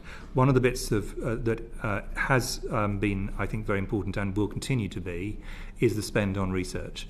Some of that's on novel antimicrobials and antibiotics and others, and that fundamental science behind them. Some of it will be on diagnostics, which we may want to come back to. Some of them are on other mechanisms of making environments cleaner from a microbiological point of view. One area where I think we actually, to be clear about where I think things are likely to go, one of the largest bits that is AMR specific is the Fleming Fund and some of the work which we've done on international development using Overseas Development Assistance money, ODA. I do not know what the recent changes announced by the Chancellor on ODA spend will have on this at this point, but it's unlikely to be good, let's put it that way. So I think we should be realistic. My second question. Yeah, so realistically, I think our international development footprint in this is likely in absolute terms to be under pressure as a result of the changes, and this is just a reality. Was going to be my second question, what impact you might have, but it's not a helpful direction. Well, I think it's certainly not late to help. I don't want to be provocative in what I'm about to say, but I think it's an important point to make, which is just going back to your previous point, Professor Whitty, around the basics in the healthcare system and the NHS needing to be done better in order to be able to tackle the AMR challenge. So things like beds in corridors, not having paper records, with doctors walking around the hospital having to treat patients in such a way, staff under pressure and cleaning staff being cut. These are basics, aren't they? Yeah, I think that we would all, even if AMR didn't exist, none of us would want to see corridor care. So I think, in a sense, I don't want to confuse the different issues. I'm not trying to be corrupt. I'm just trying to, give a sense of those things not being in place also helps this area. No, I think in broad terms, the more efficiently and effectively the hospitals run, the more people are actually able to have proper bed spacing. All of these issues, all of them contribute to an overall pressure downwards on transmission of infections in hospital, and a lot of antimicrobial resistance is actually spread through transmission in hospital. Thank you. And then my final questions was around... Sorry, Nessel, just to come in there, I just wonder whether within the medical profession, the sort of things that Nessel Kazaskin has been talking about have just slightly been forgotten. These very basic things, because we're seeing upticks in things like MRHSA and hospital cleanliness, whether it be the sort of things that Nessel was talking about, actually cleaning the hospital, the sort of things we were talking about in the design, whether these things are, although they may well be mandated, as you said at the beginning, Professor Chris, whether they are slightly still forgotten and not upheld as much as they might be. Well, basically, we have to constantly say this to people, and it's not just doctors and nurses. For example, someone who's handing around teas has to do exactly the same thing, and so on. And I think getting these issues right, And I think a lot of that depends on explaining to people that by doing this, they're not just going through a kind of routine, they are actually leading to a reduction of both an immediate and a long-term threat. And I think when people realise that, they understand it. In some areas, we've gone slightly backwards as a result of COVID, and some areas we went forwards. People were much better, for example, at decontaminating their hands, but they've tended to swap over to alcohol gel. Actually, that's fine for some infections, but let's say norovirus doesn't help you at all. And the same is true for some of the things for which antimicrobial resistance will be relevant. So I think we just get people back to some basic procedures. You're absolutely right that some of the successes we've had, and they really were very significant, were based on very basic things and concentrating on washing hands, changing gloves between patients, really quite simple proper cleaning of hospitals, really quite simple measures, and they led to a reduction in some of the most high-risk infections that are transmitted in a healthcare setting. Sorry, Nizzle, I cut across. No, thank you.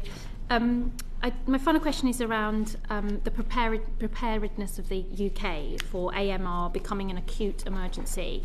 The report details that the Cabinet Office currently distinguishes between acute and chronic risk. So I was going to ask if you could say a little bit about that.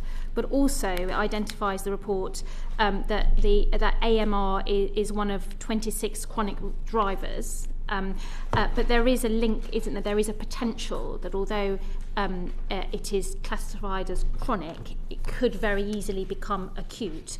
So with that in mind, are you able to give us a sense of how prepared the UK is should it become an acute emergency, and to what extent we can compare it to COVID, for example?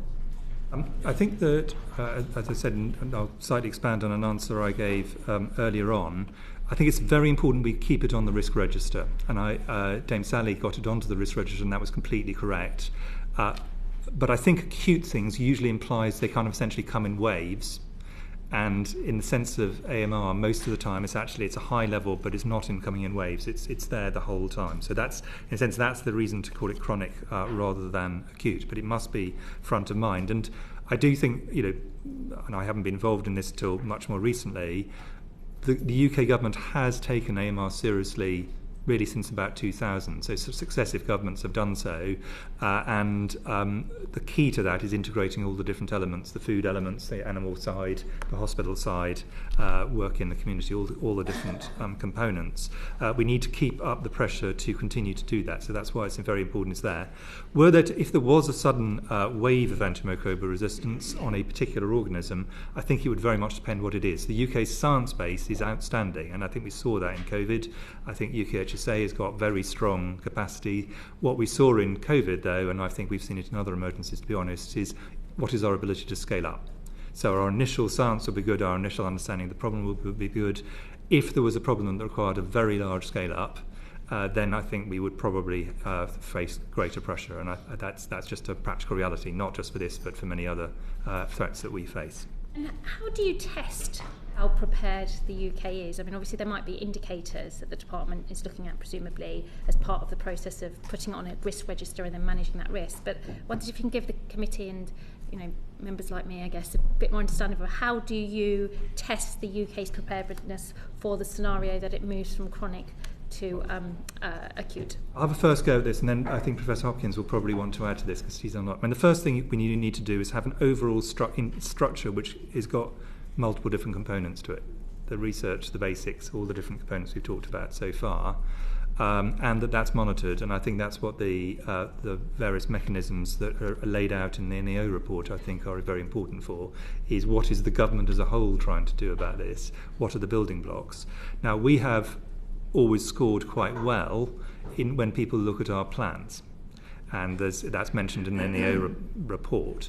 I'm always a bit nervous of this, actually, because I think it can lead to a sense of complacency. We scored very well on our sort of pandemic preparedness plans. These are local resilience plans? No, this is more widely. When internationally people look at the plans and they score them and they say UK's got a very good plan and it works, it's got all the basic blocks in place. that's good. We've got a plan, and it's a logical one, and it meets international norms. Then the question is, what can we do about that? Can we do the scaling up? And that really depends on a whole bunch of different capacities, some of which in UKHSA, some in the NHS, in particular some in agriculture. It depends whether it's an agricultural risk.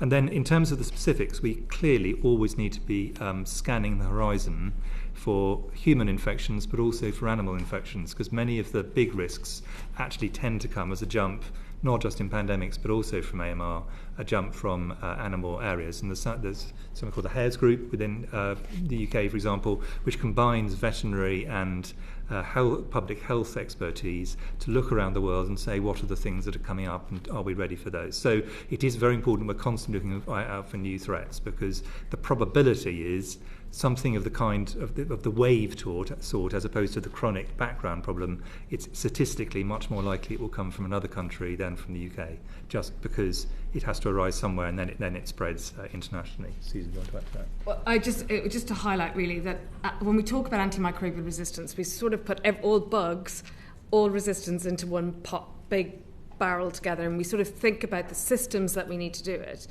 Actually, if you were thinking about an acute, it's likely that it would arise on a particular organism with a particular resistance where we didn't have a treatment. So if I gave you an example, gonorrhea, for example, if we saw that suddenly we started seeing really rising rates of gonorrhea, we would be treating that as an acute risk and managing that as an acute problem and what we would need to do about it.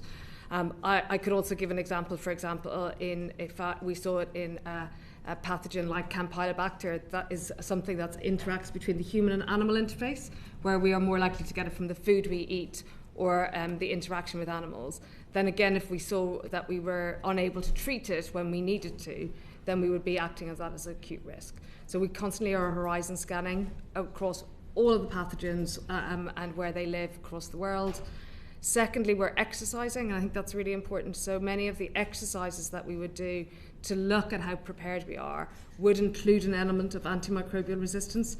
So we may be exercising for flu, and we would think about antimicrobial resistance in flu, or we may be exercising on the gastrointestinal salmonella and be thinking about resistance in that. So from our point of view, we have to think about it in each of the modes of transmission, in each of the pathogens that are there for an acute risk, as we would for others. But from the point of view of a chronic risk, it's much more about the systemic structures that we need to have in place to mitigate. Okay, so that's really helpful, because one of my sub-questions was around that decision for it to go from chronic to acute, and to what extent it is about the prevalence of the disease, if you like, versus the severity of it on an individual. So lots of people, millions and millions of people might have something, but that in itself doesn't make it an acute categorization, because it might not result in death, but you might have fewer numbers that would. Is that a fair understanding? Well, we think about it in the risk and the impact. So what's the likelihood of a risk occurring? What's the impact it on the populations? And so, for example, you may have an antibiotic resistance, like take Staph aureus. They're pretty much all resistant to penicillin, but we have lots of other antibiotics that we use to treat it, so we don't worry about that risk that emerged within months of it first being treated with penicillin. So that's one of the things that we're always fighting with, and actually one of the reasons why we need new drugs and new vaccines, because those are ways to mitigate the impact of antimicrobial resistance, not just trying to be in the inevitable war against the bugs themselves, who will mutate to whatever they're faced. I think you've answered it, but I'm just for absolute clarity, because the report does talk about workshops that were held in 2024 for local resilient forums post the COVID inquiry work, some of the work that had been done. And we know from COVID that the local resilience forums were so important during that time. But the exercises that were held in 2024 didn't incorporate AMR dimension. From your answers, I think I gauged that you're not concerned it didn't specifically incorporate it, and the Cabinet Office since have said that they are confident there is preparedness, but I just wanted to just confirm that there wasn't an element of questioning that we are missing, if there's something that we should further consider, given that they weren't specifically included in those workshops. I mean, I would just add that, again, wherever we are exercising, we do consider whether we could add antimicrobial resistance to that exercise. Sometimes that's suitable, sometimes it's not. And actually, just to highlight, in COVID, we had no antibiotics or no antivirals at all at the start and needed to develop new ones. And that's also a scenario that we may face for any new pathogen that arises. Yeah, and just to take another real example, the probability if we have a major flu epidemic or flu pandemic, we would anticipate that it would probably evolve resistance to the flu antivirals probably quite early on in that wave, and then you'd be left without an antiviral at all. So it's not just bacteria, although most of the conversations about bacteria, it's also true for viruses and parasites and fungi. Thank you very much, Nizal. Your remarks, Professor Chris, on animals segues us nicely into Peter Fortune. Yeah, thank you. Thank you very much. I very much enjoyed Sir Chris answering a question with the glass half full and half empty simultaneously. I'm going to use a sort of Schrodinger's glance answer in the future, but I'm going to go back to targets, if that's all right, and shift to you, Abigail, which is that this is glass half full, I suppose. If you look at the targets over the last 5 years, broadly, they've been hit. So what have you done? What's been your approach to achieve that? So thank you. Yes, and you're quite right. Obviously, the target that was hit in the 19 to 24 NAP was achieved on the animal side, and that being a 25% reduction in use, which we hit in 2021, and that continued reduction has meant that we are now at a stage where we have the lowest use ever of a 59% reduction since 2014. And additionally, the sales of the highest priority critically important antibiotics have reduced by 82% since 2014, which means that they are protected for use in humans at the stage at which we need them to be done. Much of that has been achieved through stewardship, through the work that we do with vets and with farmers who have really embraced the understanding of the problem statement that we have and the way in which that they can face into both looking at prescribing and use. And that has really been a major part of the success. Additionally, all of the work we have been doing in surveillance to understand the prevalence of the diseases and also the risk of resistance. We have focused specifically in pigs and poultry from a risk point of view.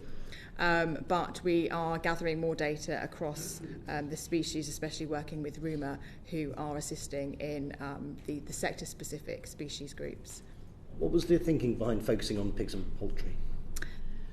Based on the risk of disease brought by those specific species and the way in which at the time, this is quite a historic decision, the way in which they were farmed at the time being quite intensive, which would in itself, without additional biosecurity, mean that there is an additional risk factor.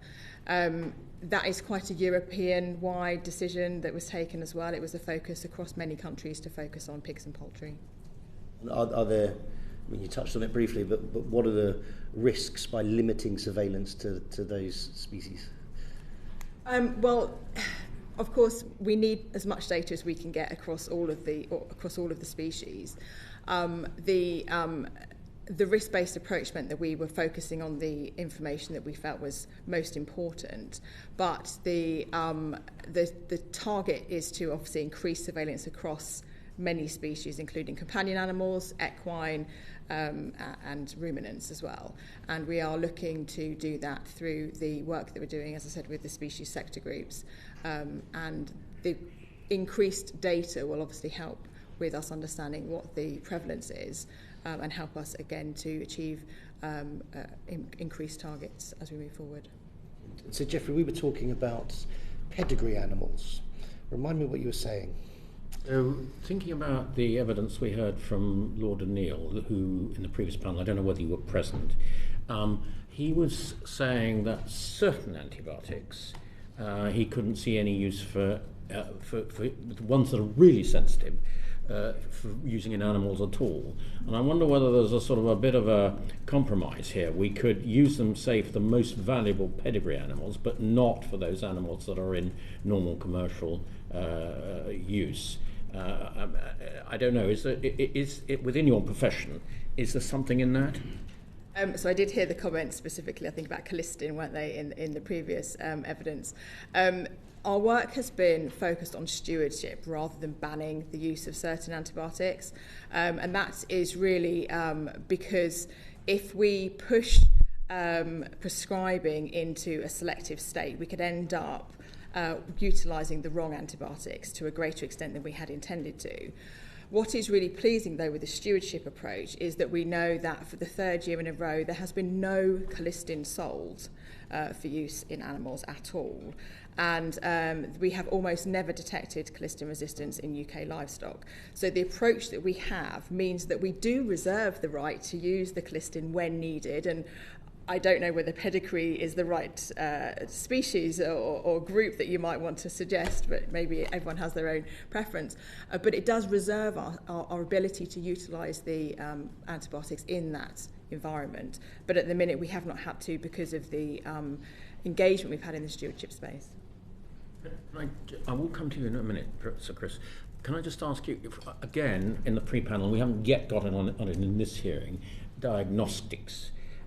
How is diagnostics in animals progressing? Because clearly we want to make sure that the right antimicrobial is prescribed for the right disease.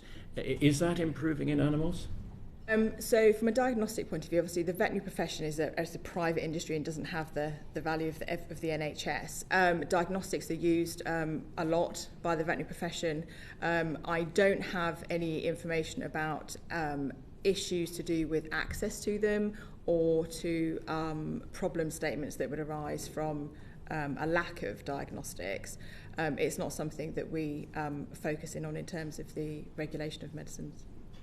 Chris? Just to, in a sense, I'm going to back up something that Lord O'Neill implied, which is at an international level, bluntly, the relationship between public health approaches in humans and in animals has been often at cross purposes, and you get sort of stand-up rows between the human health experts and the vets. That hasn't happened in the UK, and that we have hugely benefited from a very close relationship with the vets here. And I'm very grateful to them from a human health perspective. But internationally, this is a big issue. So colistin is one of our kind of last line of resort drug antibiotics. Our view would certainly be you would not want to be using that except under incredibly restricted circumstances for particular infections in very, very specific animals. You do not want to have widespread use because inevitably that is going to lead to spread over the wider environment. So, Chris, we, the UK, led the world in getting this onto the agenda in the UN. What more can we do to address that problem? Because clearly if there's a lacuna in worldwide prescribing in animals, that's a danger to all of us. So I think the simplest answer to that is exactly going back over what Abigail just said. The livestock industry as an industry, if the expectation of the public who are buying, of the supermarkets that are buying, of trade regulations are you can't use antibiotics except under very restricted circumstances, then the use will go down. And if that's not in place, then the use will go up because it leads to animals getting fatter faster, to simplify it somewhat.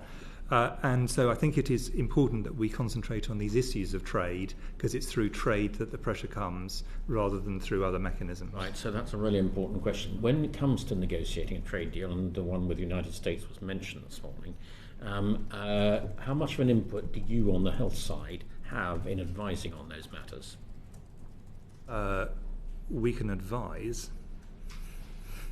Right, perhaps we'll leave it there. Push on this, sorry. Okay, well, I think Anna, who may be more of an expert on this, will come in a minute. So I think we'll leave that answer hanging because it's a really, really important. Just to finish off with Abigail, if that's okay. And I started with the glass half full, so I'll switch to the other side, but I'm not being mean. Which was congratulations on hitting the targets, but if I could gently ask, were the targets challenging enough, do you think? Could they be stretched? I think it is a massive success that we reached those targets and, of course, went beyond them in terms of reduction. I think it was quite, they were quick wins, if I'm honest. We anticipate those reductions in use to plateau, which we have seen. We publish an annual sales report, and we have seen that the usage has plateaued somewhat, and in some areas increased because of disease issues that we face into in terms of specific species. I think the targets for the next year, as we've heard across the panel, have got to be specific to what we can achieve and realistic, so that we don't face a situation in 5 years' time where we're looking back and saying we haven't achieved and we haven't moved forward.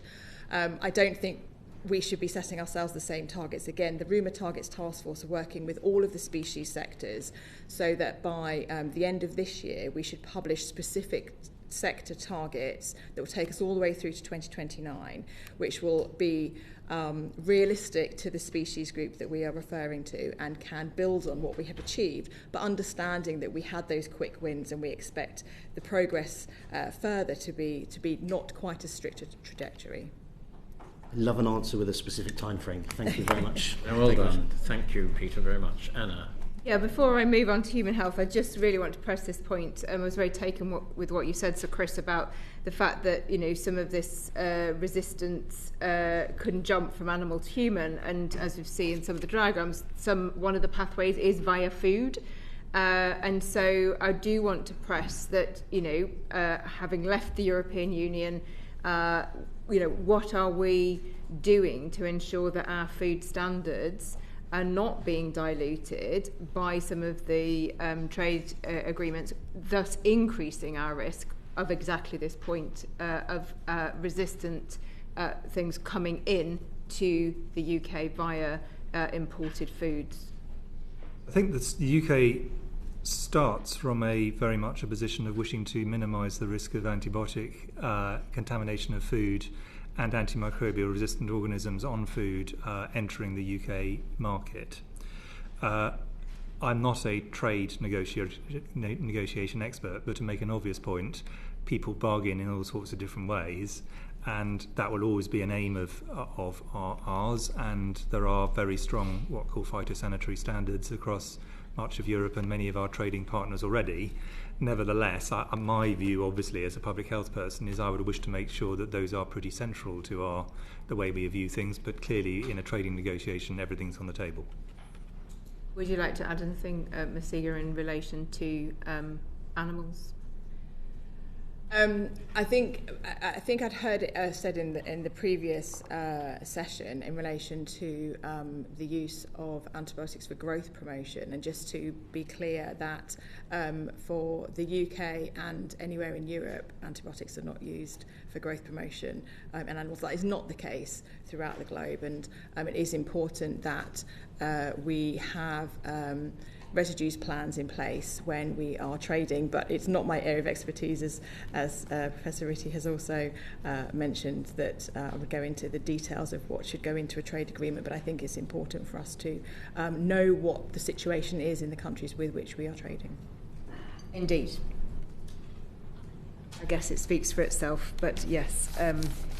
So a higher risk as we move outside and start to import food from places other than the European Union, where we can be confident of that sort of type of biosecurity and standards, to other countries who have lower standards than the UK. In your view, that is, as a situation, likely to increase our risk here in the UK? Inevitably, if we're trading as we will trade and do trade with countries which use a lot more antibiotics in farming, we need to take measures to mitigate the risk to the UK public. Thank you. Okay. Right. I'll make the point. Yeah. I agree with you. In a trade negotiation, it is give and take. But the one thing that ought not to be given is any idea that we're going to weaken our health and AMR vigilance and effectiveness. So really, your advice ought to be paramount in this. As a public health person, I'm unlikely to disagree with you, Chair, but it is a political decision. So those of you on that side of the table have more influence over this, possibly in some areas than people in the technical trade. I think we should note that there is a risk, and it is not currently being factored into some of our trade deals. I did want to come on to sort of back to human health and international comparisons. So we've talked about on sort of animal use. There are certain countries that are obviously making much higher use. Probably the league table on human use of antibiotics doesn't look that different, with the US topping out at some 24.5%. In terms of average resistance to antibiotics, compared to here in the UK of 10.8%. So we're obviously doing better than some places. But as we were hearing earlier, countries like Denmark and the Netherlands at 5.7 and 7.3%, respectively. I'm referring to figure 2 of the NAO report. So in terms of that sort of relative preparedness, do we really understand why those resistance levels are indeed lower in Denmark and the Netherlands, and what can we learn from them? Thank you, Professor I'll start. Hopkins. So first of all, when we look across Europe, there's an east-west, north-south divide that you can see in antimicrobial resistance. So the further north you are, the lower antibiotic use and the lower antibiotic resistance, and that's been in place for a very long time. So it's not something that happened overnight. And there are reasons we can unpick. The further south you go and the further east you go, then the higher rates of antibiotic use and antibiotic resistance. So they are related. The relationship's not something that you can change in a single year, which is why you need multi-year plans. And in our comparisons with Europe, and while we were very involved in looking at it in Europe, we stood in the top 25%. We weren't in the best group, which was very much the very northern countries, but we sat in that sort of upper groups to the middle. I would highlight that in the Nordic countries, I think that there's, first of all, differences in health, underlying health of the population. Vaccination uptake is high and across all groups. Underlying social determinants is also narrower. There's different health outcomes in general, and all of those drive antibiotic use. So if you smoke less, you'll have less antibiotic use. If you've got less respiratory conditions, better air quality, coming back to some of the conversations earlier, you'll have less antibiotic use, and therefore you'll drive less resistance. There is also a component on migration and travel, and countries such as the UK has a very large migrant population, inward and outward, and travel-associated population, and that will therefore allow us to have ongoing incursions from global rest of the world, and that's an important part. My view is on where we look at and looking very carefully at the EU who have set new targets. Actually, if you look at the EU targets, we're very close to or have met a number of them. We're much better on MRSA because of 20 years of work on MRSA, so it's not a single year. We're actually at the target for E. coli, resistant E. coli, and we're at only a tenth of what their target is for resistant Klebsiella. So actually, for some cases, we're much better than the overall targets. But I still think that if you look at the northern European countries, we have to learn about how they've used electronic prescribing, how they've linked electronic health records really well so that they understand the risks better, how they have optimised the general health of the population to drive down antibiotic use.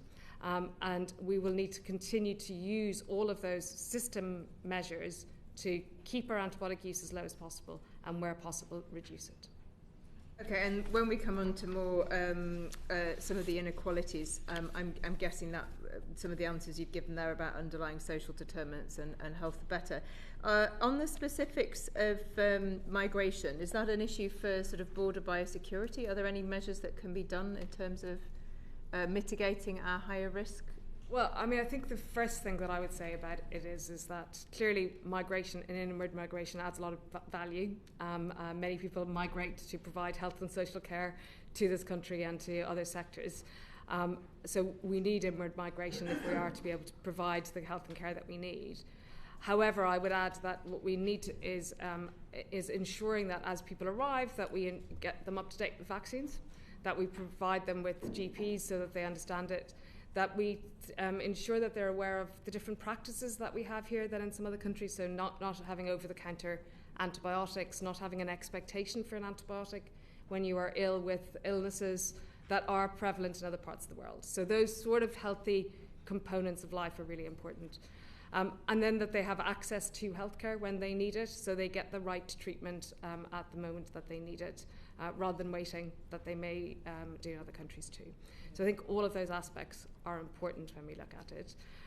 I think that is the constant challenge that we have, and this is why AMR is a global issue rather than a local issue, and we have to work globally to reduce the impact of antimicrobial resistance globally in order to reduce the impact here.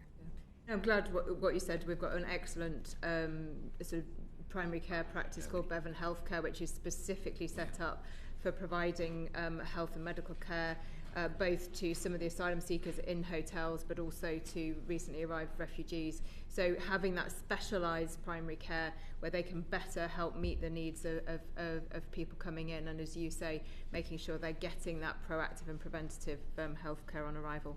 I want to go back to some of the issues that we had in our pre-panel around the NHS specifically. We've obviously heard that it's challenging at the moment with some of our rather outdated estate to maintain the sort of hygiene standards that would help to keep infection low, particularly in hospital settings. But obviously some of that would extend, I'm guessing, as well to some of our community facilities as well. So how reassured can we be that the sort of sufficient capital investment and the way that the new hospital programme is designed will deliver on a sort of higher level of infection control? Is that for you, Professor? Yes, I think it is for me. And you won't be surprised if I vehemently agree with you that our estate is in many cases not fit for purpose for a whole range of things, including infection prevention and control. And you heard that from the pre-panel. So that goes from the way our ability to clean effectively through to water and wastewater management, through to excessive need to move patients around from ward to ward, which increases the risk of infection. Lord Darcy said, I've got it here, the NHS has been starved of capital and the capital budget was repeatedly raided to cover day-to-day expenses. So we've not invested in the hospital estate in the way we should, and that there's an issue with backlog maintenance, and I know this committee has discussed before, and of course there is a need to replace estate with new hospitals.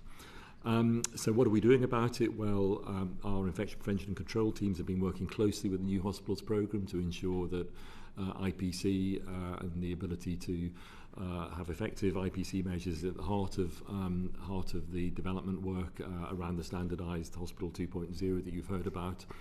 You will have heard me, I'm pretty sure to this committee, but certainly to the Health Select Committee, champion the need for a move to single rooms.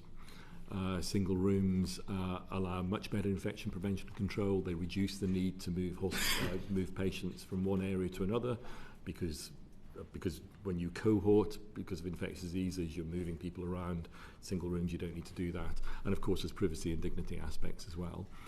So I think there's a whole range of measures that we can take when we design new hospitals, some of which we can also take in terms of backlog maintenance, but not as much as, again, you heard previously.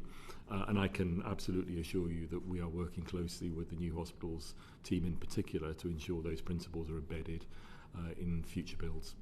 Does that factor in human behaviours in terms of the basics that we were talking about, like hand hygiene, so accessibility to a sink? Yes, all of those things. Yeah. And everything from cleaning, you know, inappropriately placed columns, difficult to clean. All of these things add to the totality of making it difficult to maintain the highest IPC standards, and that then has the consequence of hospital-acquired infections increasing.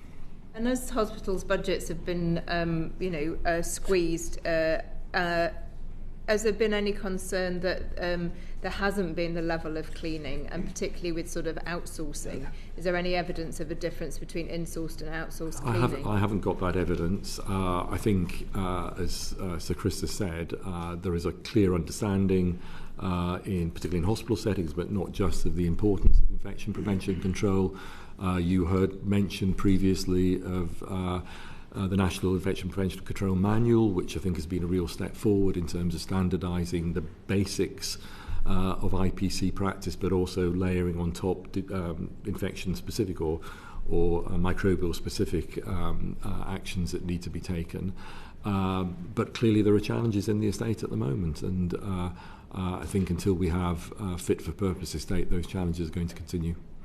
So we also received evidence from the Royal College of Pathologists, and it was reiterated in our pre-panel, that there's actually a workforce problem here too, yes. With a 20% shortfall in consultant medical microbiologists and a 14% shortfall in consultant virologists. So taken together with the problems that we've just talked about with the estate, how is that being further worsened by this shortage in the medical workforce? So you know the NHS has a long-term workforce plan. That's an important step forward in terms of securing the workforce that we need in the future. You will know that is being discussed with the new government in the context of the 10-year plan that's being developed. So that's an important step on workforce overall. On medical training in particular, which I think you heard from Dr. Partridge, we are aware of issues in terms of training pathways, and that's the reason that Chris and I are currently undertaking a major review of postgraduate medical training, because we want to, it's been about 15-20 years since we last did that, things have moved on.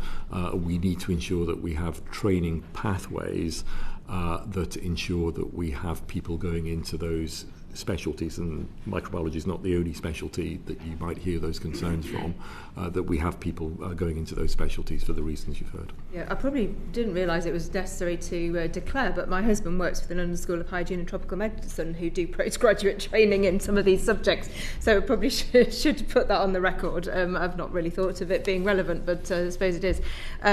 So addressing those workforce shortages seems really critical. Can you just give us an idea of what sort of thing that they do, in the sense of we've heard about lots of things about more all of the prescribers needing to know what to do. That's about general medical training and pharmacy training. What do these very specific doctors actually do?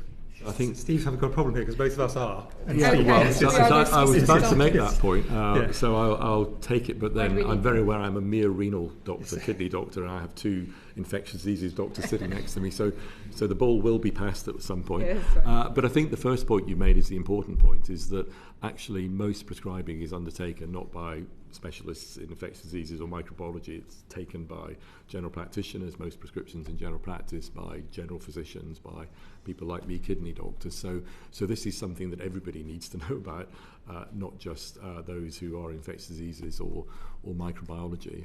Having said that, of course, there is a huge requirement for expertise in those areas, and both in microbiology, virology, and also infectious diseases, that expertise exists, and it's really important. But to discuss the range of what they do, I'm going to hand over to the people who actually do it. I suppose let me flip the question then. Why is a shortage of these particular specialists a threat to us achieving what we need to on AMR? So let's bring it really specific, if we may. Okay, I'll start. So I think the first thing is that these people are the curators and leaders in antimicrobial stewardship and infection control in hospitals. So in a particular way, they help ensure that the national guidelines are translated into something that can be locally usable. They walk around the wards and ensure that anyone who's having trouble figuring out what to prescribe to an individual, they have immediate availability of advice from an expert who knows what's happening. They also act as the interface between what's happening in the laboratory and what's happening in the clinical space, so that they're able to cross and ensure the right diagnostic tests are available, that the results from those diagnostic tests are applied in the right way to give the right treatment to the right individual. They provide input in infection control to the built environment. So any build that's happening will have input from the infection control doctor, the microbiologist and virologist, in how that might impact and affect infection control. They train people on every aspect of infection control and antimicrobial stewardship in hospitals, as well as outside in the wider community and the wider population. So their role is really as the focus and nexus of specialist input to all of the generalists in primary and secondary care. I think some of that could be, replaced. You talked about other countries having e-prescribing, EPR.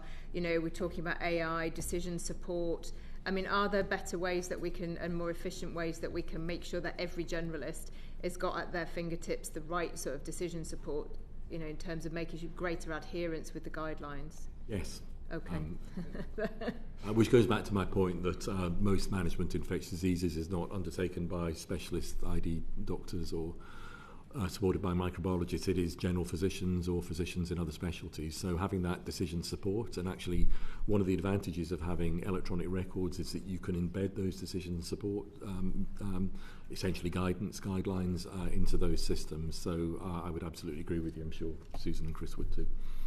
I'd just like to come on now to the issue that has been highlighted about those that are more at risk of antimicrobial resistant infections, so babies and the elderly, those with compromised immune systems. But also we've touched on this about deprivation and indeed ethnicity. There were sort of various theories around sort of why this might be. And how we might deal with it. Obviously, there are also people who have perhaps, we talked about the focus in the new plan on social care, but people with quite complex health needs and high levels of disability. I have a constituent myself who's caring for a daughter who has a tracheostomy and finds it incredibly difficult now to get access when she has a concern about an infection to getting sort of that immediate response in terms of confirmation of an infection. We talked earlier about this point of care diagnostics, and as a result she's now having to, the only thing she can do is actually go to A&E every time. So she's taking this already vulnerable child with a tracheostomy. When she's concerned about infection, it's delaying that response and getting the right care, obviously increasing risks of things like sepsis.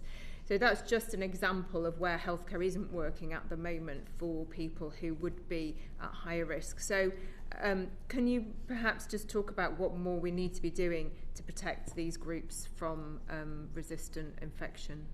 Well, so I think you've touched on a number of things. So first of all, pathways to care. So ensuring that when somebody has complex medical needs, that they know how to access care.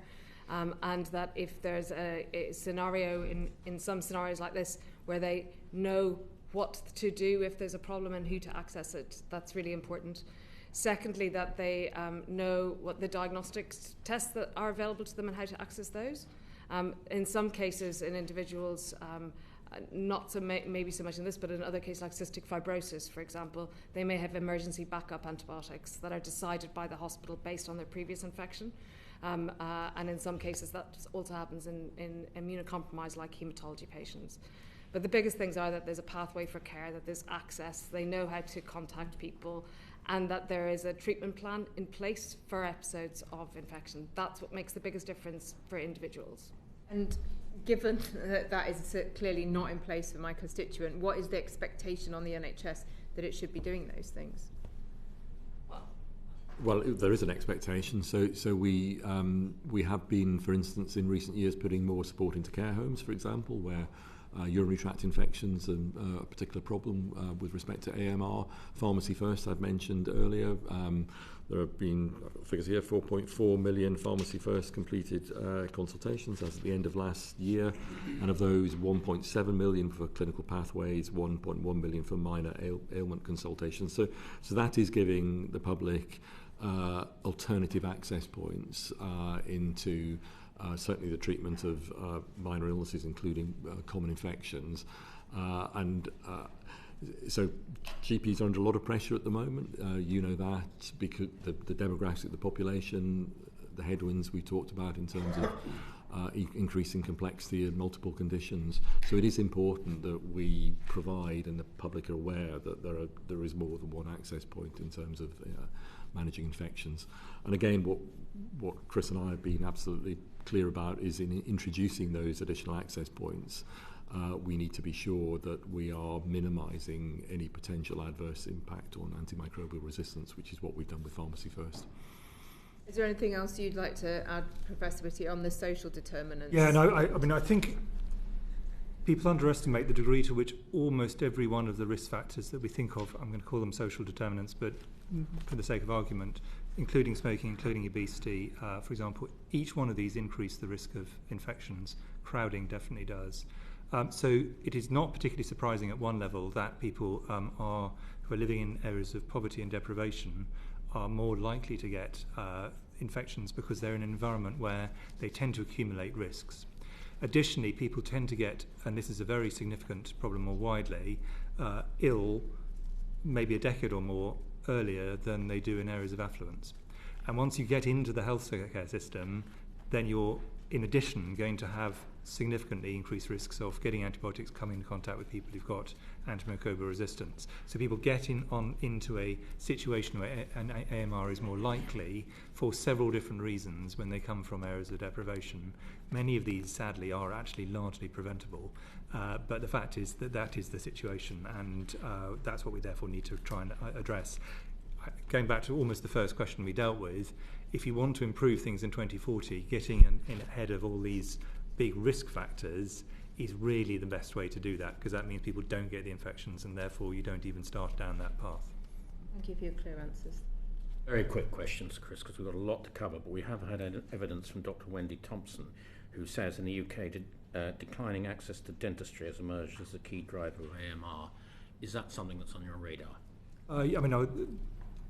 We had a whole session on dentistry. Absolutely, the need to preserve antibiotics for when you need them is as essential for in dentistry, where, of course, people do have serious infections and they do need antibiotics, but you need to make sure they're restricted to the narrowest spectrum. So that's the ones that don't cover multiple bugs at the same time, as you can to achieve the end of improving dental health. Thank you. I bet. Right, so a number of questions, and appreciate the time constraints on the 24-29 National Action Plan. Is it ambitious enough? We talked before about not being too ambitious, because you don't hit targets, then everyone feels that it's not really quite worthwhile. But on the other hand, you want to be ambitious enough to achieve everything you can. So are the targets ambitious enough? And there aren't really timelines, are there, to achieving them?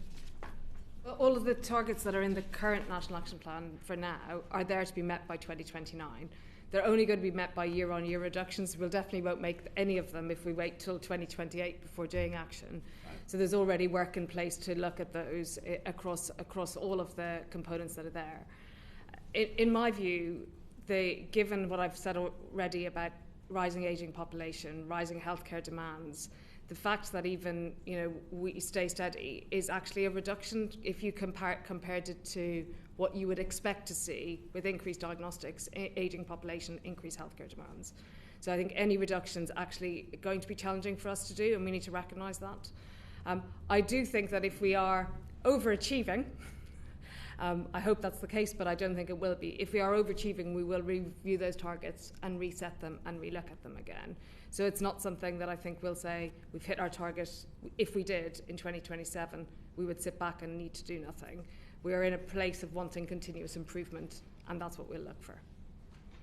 In terms of the targets, one of the targets you've changed is on drug-resistant infections. Now it's to pursue no increase in infections, not a decrease.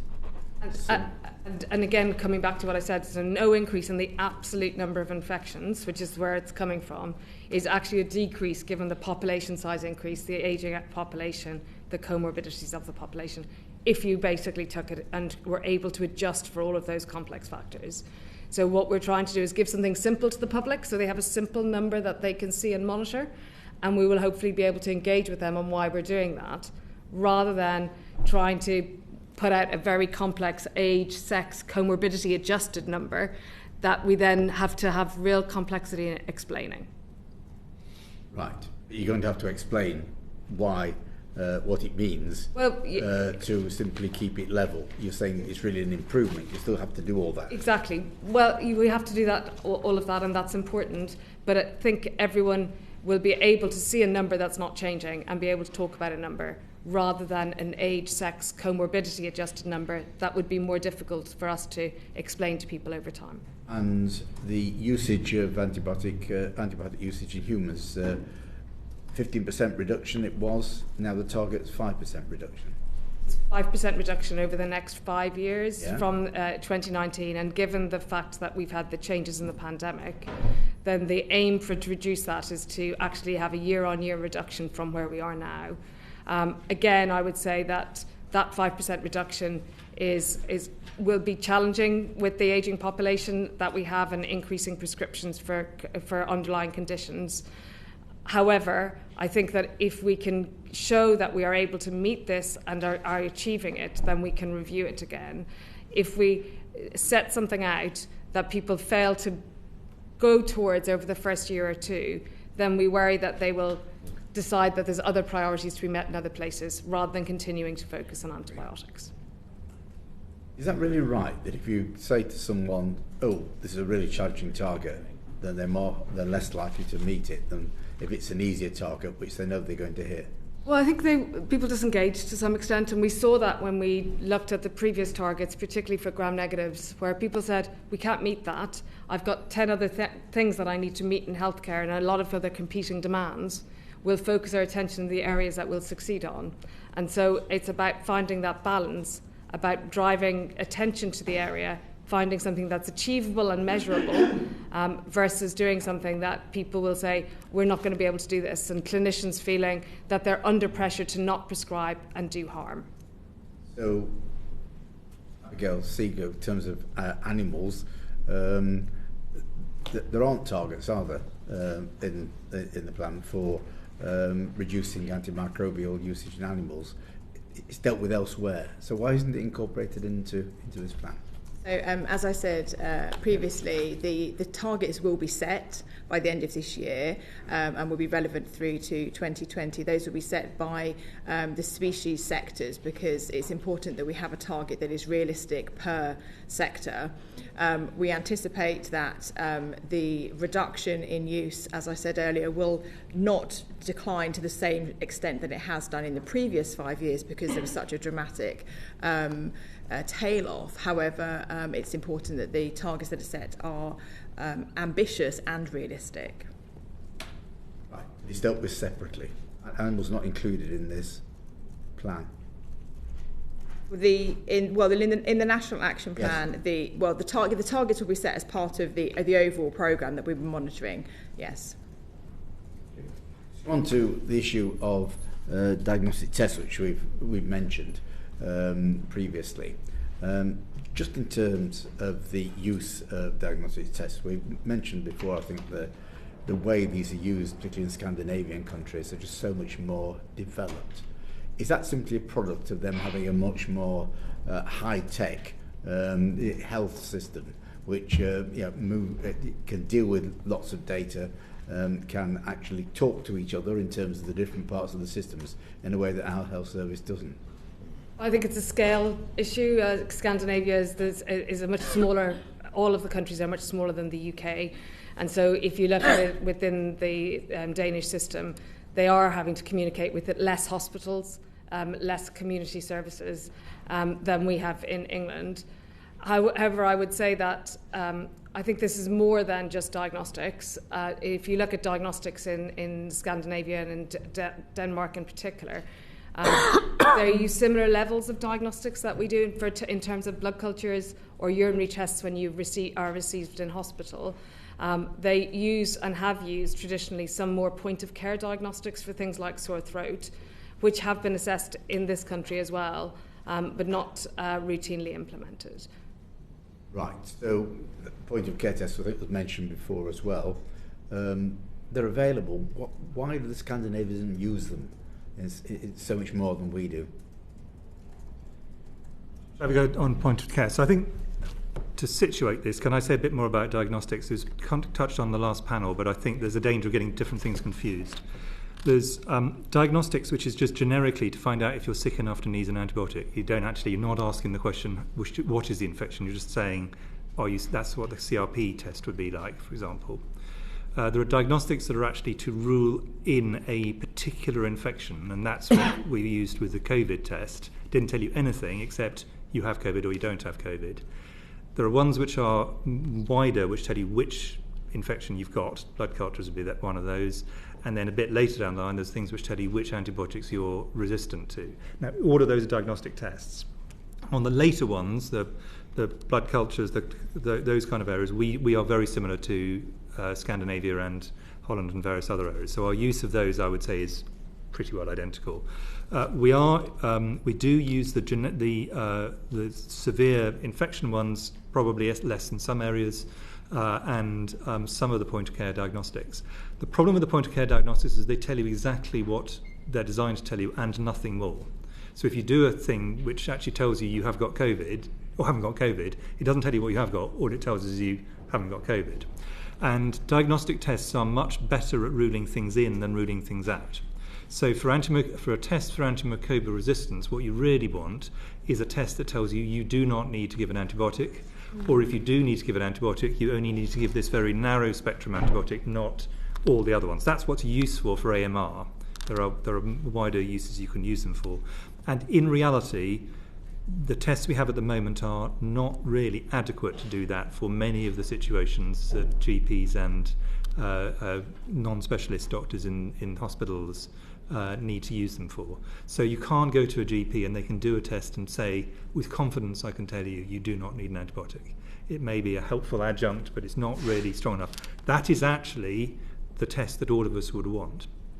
Because then they can share it with the patient and they say, look, I've taken you seriously, I've done the test tells you you don't need the antibiotic, that's it. But we don't have tests that are that reliable. And what we don't want is to get to the point where we're saying we're disincentivizing people to actually use antibiotics when they should be treated. So, for example, if you're dealing with an elderly person, let's say someone in the mid-80s, I'd be much more nervous about a GP not giving an antibiotic than I would if someone was in their 30s. Because there's a much higher probability that will translate into a later sepsis and then into severe disease. So diagnostics on their own have to be seen in their sort of pathway, how you actually use them in practice. And the way that people use tests and the way that people imagine tests are going to be used are often quite a long way apart. And I'm not going to go into a long diatribe on this. It was actually one of my areas of research interest in the days when I was a scientist. But the short answer is doctors and patients do not use tests the way that they are designed to be used. That's a reality.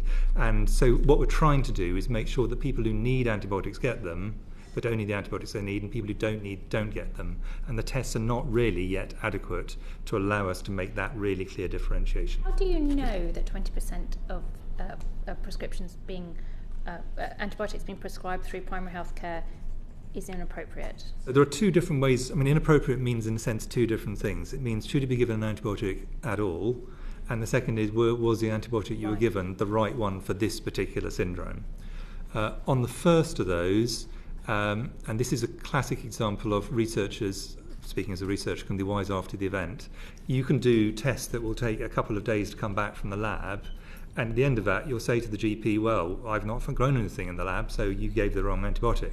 But the GP didn't have that information when they were sitting with the patient. So, in a sense, it's not an accusation that 20% are wrong. It's simply an observation that, despite the fact that with best efforts, they're going with a syndrome that the person who's the patient in front of them has presented with, they've actually come to, as it happens, the wrong decision. But they could have been right. And just on that specific example that you're giving, what a GP would probably do, I think, is to say, well, I think you've got this and I think you need this antibiotic. I will do a test, but if it comes back and you need a different antibiotic, then I will contact you. Yeah, that's true. GPs also do two other things, both of which are very good practice. One of which is, if they're not sure, they'll say, come back in a couple of days. If things get worse or if you do deteriorate, please present earlier than that. And then and there's good studies to underlie this, some GPs will, particularly if it's difficult for someone to leave their home or do that, they will prescribe the antibiotic but say, don't take it. But if you do get worse, then start the antibiotic, but I don't want you to start the antibiotic now. That is actually good practice, there's good evidence base behind it. Right. And then this question about which antibiotic is an even more complicated one, and GPs rightly have some difficulty on this, but what we would want them always to do, as with all doctors, including all of us, is use the antibiotic that's the narrowest for the infection that's in front of them, so it has the lowest risk of inducing antimicrobial resistance for all the bugs they got in their skin, in their gut, and so on. Can I just follow up? Could I add to Sir Chris's answer on point-of-care testing? Because earlier I said I was more optimistic than Lord O'Neill on point-of-care testing, and I think, Sir Geoffrey, you asked him, I might be paraphrasing you here, what is it we should be doing better? And so the reason I'm more optimistic is because I see lots of innovators, SMEs, but also established companies coming forward with new point-of-care diagnostics. So lateral flow tests that diagnose more than one infectious agent, for instance. So I think there will be an explosion in these. But Chris is absolutely right. We need the evidence base before we deploy them, and we need the cost-effectiveness evidence base as well. So there are risks in deploying them without that evidence base. But I think we will see more innovation and more applicability in these areas. And then in what we need to do better, so we need a stronger evidence base. When that evidence base is there, we need to be able to deploy them faster and more extensively. And then thirdly, on Mr. Bett's point about data collection and why we haven't done that, and that was something we didn't achieve in the last plan, we need to continue on the journey of interoperability. The federated data platform, I think, will help extensively there. We need to finish the journey of getting electronic prescribing into all settings, particularly secondary care settings. We need to do some work on coding, because some of this is just the technicalities of how we code diagnostics and code prescriptions, and then I think we will start to get to the point in the future where we can join all these things up. But I do want to pay tribute to our GP colleagues, because they do a very good job, I think, in the UK compared to many other countries in having the conversation with the patient, saying, look, you really don't need an antibiotic, and that's often quite a difficult conversation to have. Can I just follow that briefly and come on to one final question? Just saying tests aren't yet available to provide that more accurate information for GPs. Is it that they don't exist anywhere, or they're simply not available in this country? And what more should we be doing to try and develop these tests?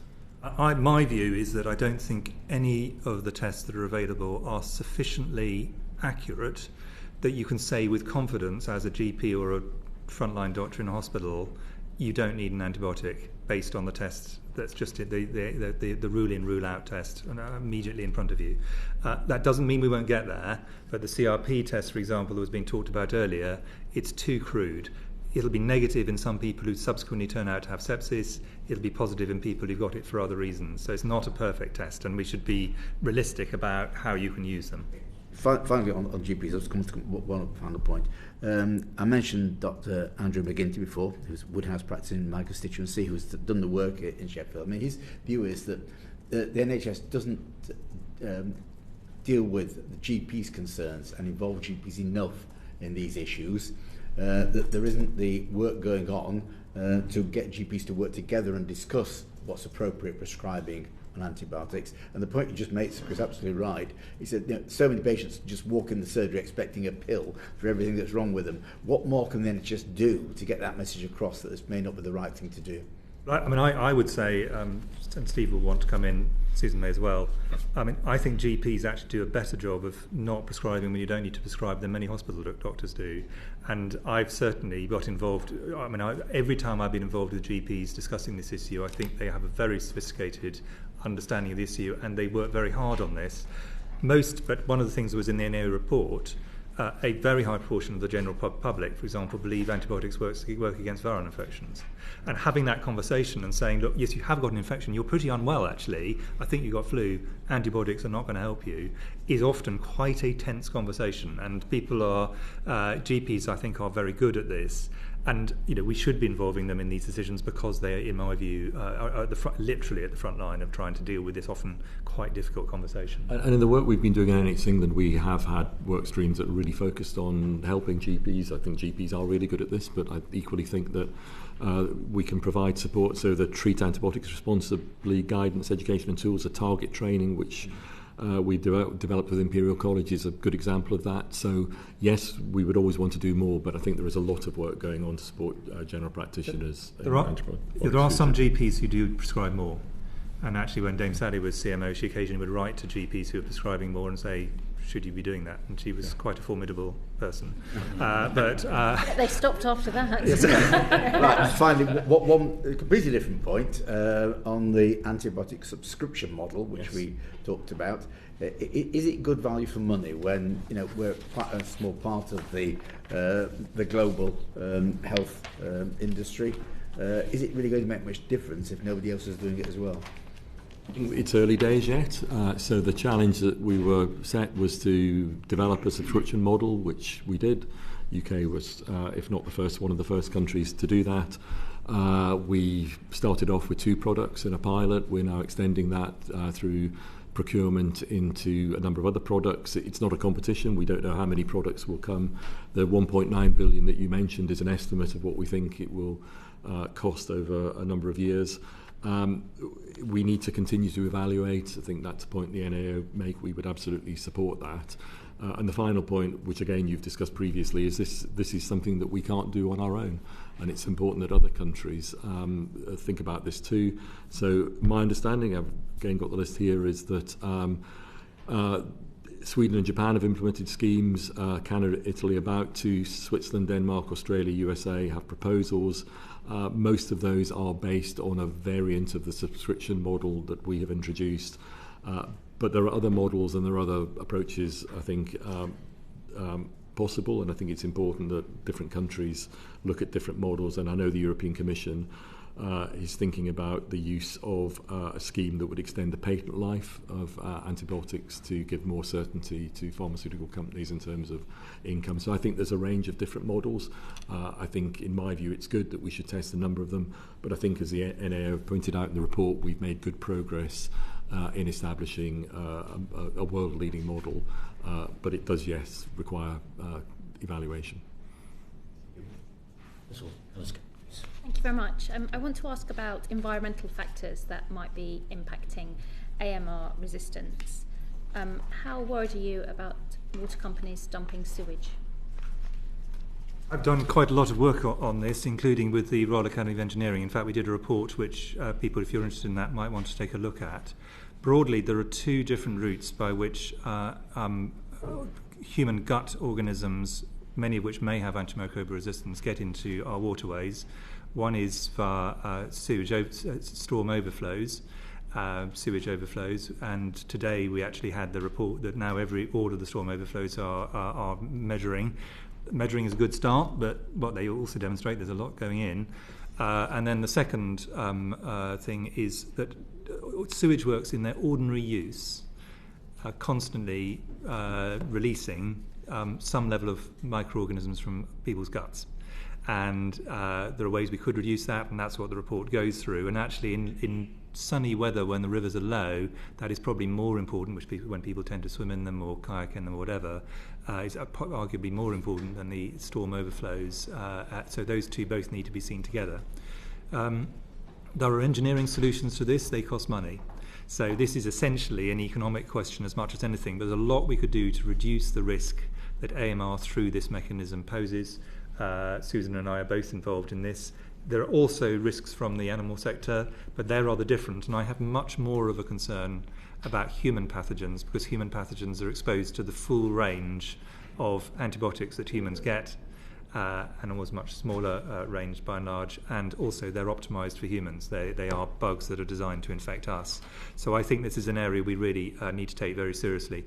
One of the problems with this, in my view, is that water has been seen as an environmental issue for many decades. So that whilst the sewerage system used to be set up for a public health purpose, if you look at almost all the things against which water companies are measured, they are environmental targets, not public health targets. If I didn't have the privilege of appearing in front of this committee, I'm actually on the Water Commission, which is meeting at this time, so unfortunately I'm not with them. This is one of the points I would actually be making to them, and that I think we really need to have public health goals in our water. This is what the system is actually set up for, and this is one of the ways we can manage down the risk of AMR in our waterways. So sewage in our waterways, rivers, streams, other open water sources being dumped is a public health issue. It is indeed. May I add something to that from a Defra point of view? Although I'm the Veterinary Medicines Directorate as an arm's length body of Defra, I have some things to say from a water point of view on that. And we really welcome the fact that the NAO's recognition that sort of some of the investment that's planned in the wastewater is relevant to AMR. I think that's a really important link to make, as we've just established. There has been a price review 2024, which has recently been published, which shows that there'll be 104 billion invested across the water sector between 2025 and 2030, which includes improving over 1,700 wastewater treatment works and 12 billion of investment to improve nearly 3,000 storm overflows, all of which contribute, as we've just heard, in terms of the environmental impacts. We also know that Sir John Cunliffe is leading an independent commission to reset the water industry, which will be published in the summer. And will make some recommendations around how to tackle some of the systemic issues in transform the water sector.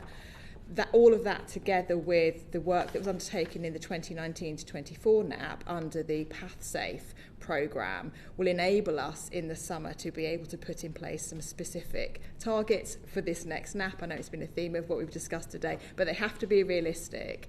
And I think the combination of all of that information will help drive us putting in place for the programme for the years ahead something that can really tackle this element. Thank you. Nizzle, thank you very much. Anna Dixon, please. Yes, thank you. I want to just come back to the issue of public education. So you've given examples where GPs are faced with patients and having to sort of do that education in the moment.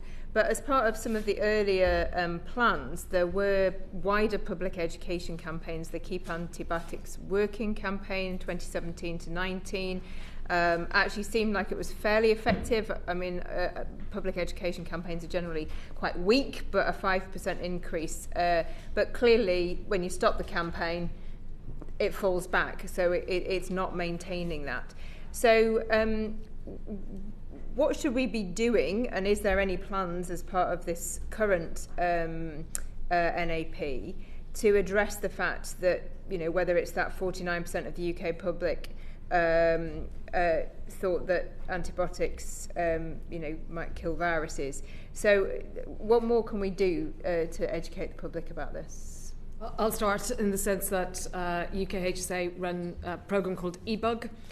So that talks about education right from preschool children all the way through school. So my first thing is that we need to ensure this is embedded in education. It's embedded in education principles, everything to do with hand hygiene, food safety, antibiotics and your health.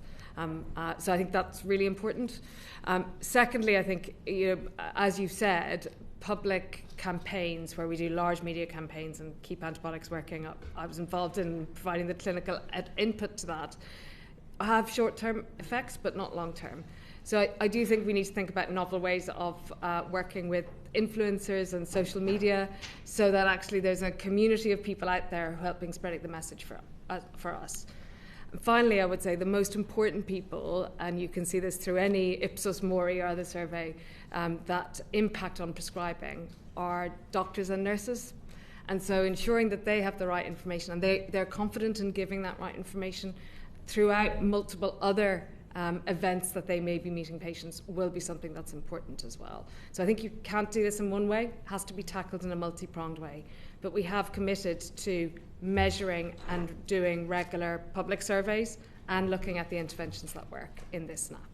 I'm interested, you mentioned hand hygiene. Obviously during COVID, there was a lot of learning and teaching us all how to and make sure we were doing that frequent hand washing. So it's possible, isn't it, to change human behaviour and I think rather than education programmes, other types of interventions. So again, is there anything more that the NHS could be doing around sort of hand hygiene as well as adherence to prescribed antibiotics? Yes, well, I've mentioned in previous answers a range of things. So we will continue to work with primary care around supporting primary care general practitioners in antibiotic stewardship. In IPC, I've mentioned the National infection prevention and control manual, giving more standardised guidance, particularly to hospital settings around So I was interested in IPC. public, sorry. Yeah, so this is one where we professional. work in partnership with UKHSA. So we run a number of campaigns, but on public health issues, I think this would be one to do with UKHSA. But yes, always more that can be done.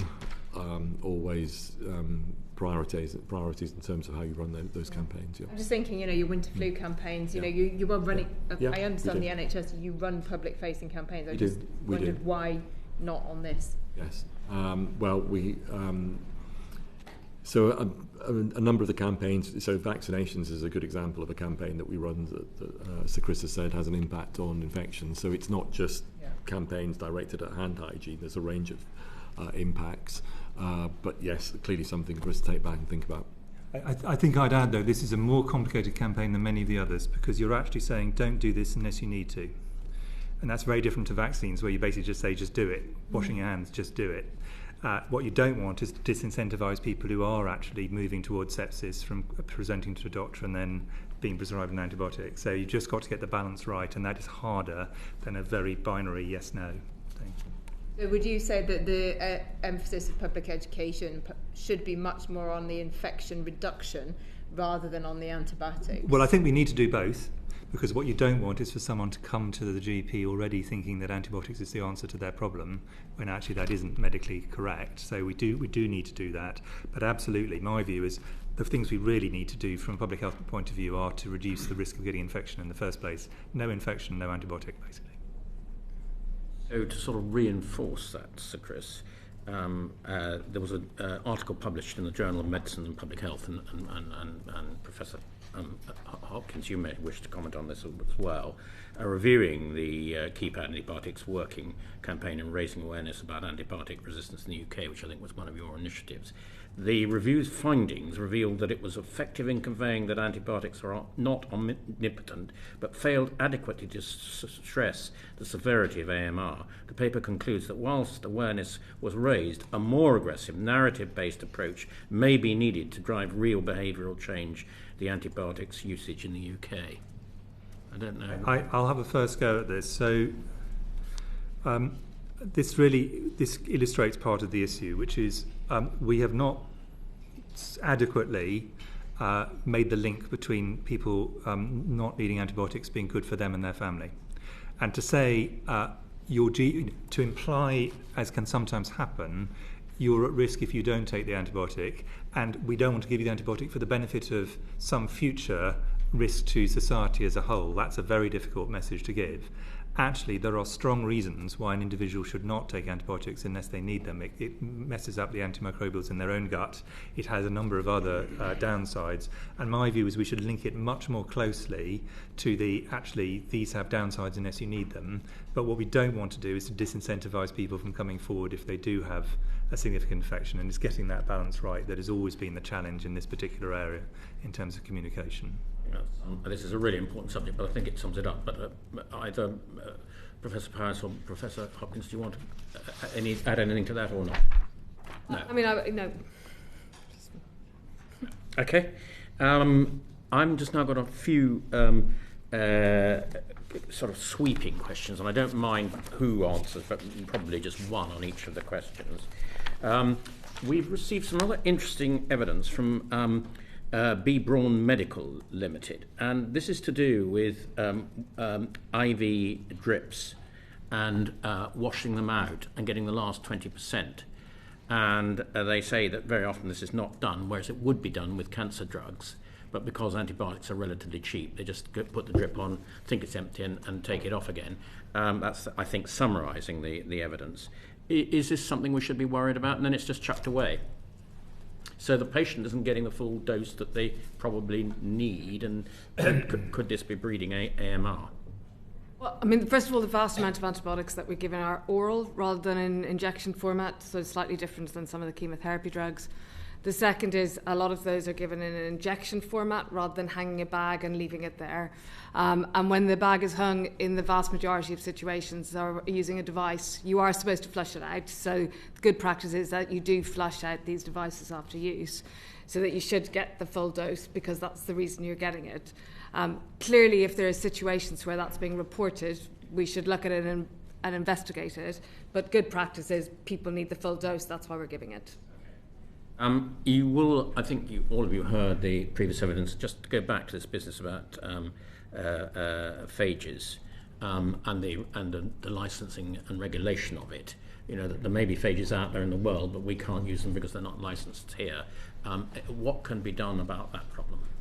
Well, I'll start. So, first of all, there was a recent Science and Technology Committee, and that has reported, and the government has responded. And MHRA is writing guidance about this particular matter, which is extremely important, because I think there's the matter, as was raised earlier, about you can import a phage, but you can't actually grow a phage or have a phage here. And I think we need to find our way through that. More importantly, though, I think that we also need to have a system in this country to be able to test phages, which ones work, so that whether we're importing them or not, we have a standardised system. We need to have better clinical trials and research, which is starting to develop about how to use them, when to use them, so people are comfortable and that we know that they're effective. It is highly likely in the first instance these will be used in chronic infections, in complex infections where they'll be used alongside antibiotics, or where there is literally no antibiotic that works. In UKHSA, we're doing quite a bit of work to ensure that we have the laboratory capability to support phage being used in the NHS, and that we are working to look at industry collaborators to see what we can do about having good manufacturing plants in the future and practice in the future in this country. So I actually think there's great amount of interest in this, and we are taking steps forward, and we will continue to do that. I mean, in some of the other spheres that we haven't discussed too much today, are there more of these types of phages available, for example, in antifungals? Not so much in antifungals. Phages have mainly acted against antibacterials, and that's where the majority of phage development is. But I have no doubt there will be able to do development work, particularly in things like Candida auris, which is already multi-drug resistant fungus. And actually what we need to do is have the network of basic scientists and researchers to look at that, and then to understand how they work in practice. I know, probably sticking with you, Professor Hopkins, this is something way outside my sphere, but it has been reported in the media recently about protozoum, the tiny structure that is found in every cell of the body. Its main role is to chop up old proteins into smaller chunks so they can be recycled to make new ones. Is this a promising area of research or not? Well, I mean, I think it's a really exciting area where basically they were able to go into the cell and find discarded remnants where new antibiotics could be discovered. Anywhere that we can discover new antibiotics and find a source for discovery of new antibiotics is a really good thing. In actual fact, a lot of our older antibiotics came from plants or other bacteria producing them. And so this is a new method. Clearly, it's early stages, but anything that shows promise we should go at. Very much. Anybody want to add anything that we haven't covered today? I think we've covered a big field, and so I'm really grateful to all of you. I'm grateful to my colleagues. I think we've done it's been a really interesting hearing today. So formally thanks to our witness for attending committee, all busy people. We really appreciate this. An uncorrected transcript of this hearing will be published on the committee's website in the coming day. The committee will consider the evidence provided and will produce a report with recommendations in due course.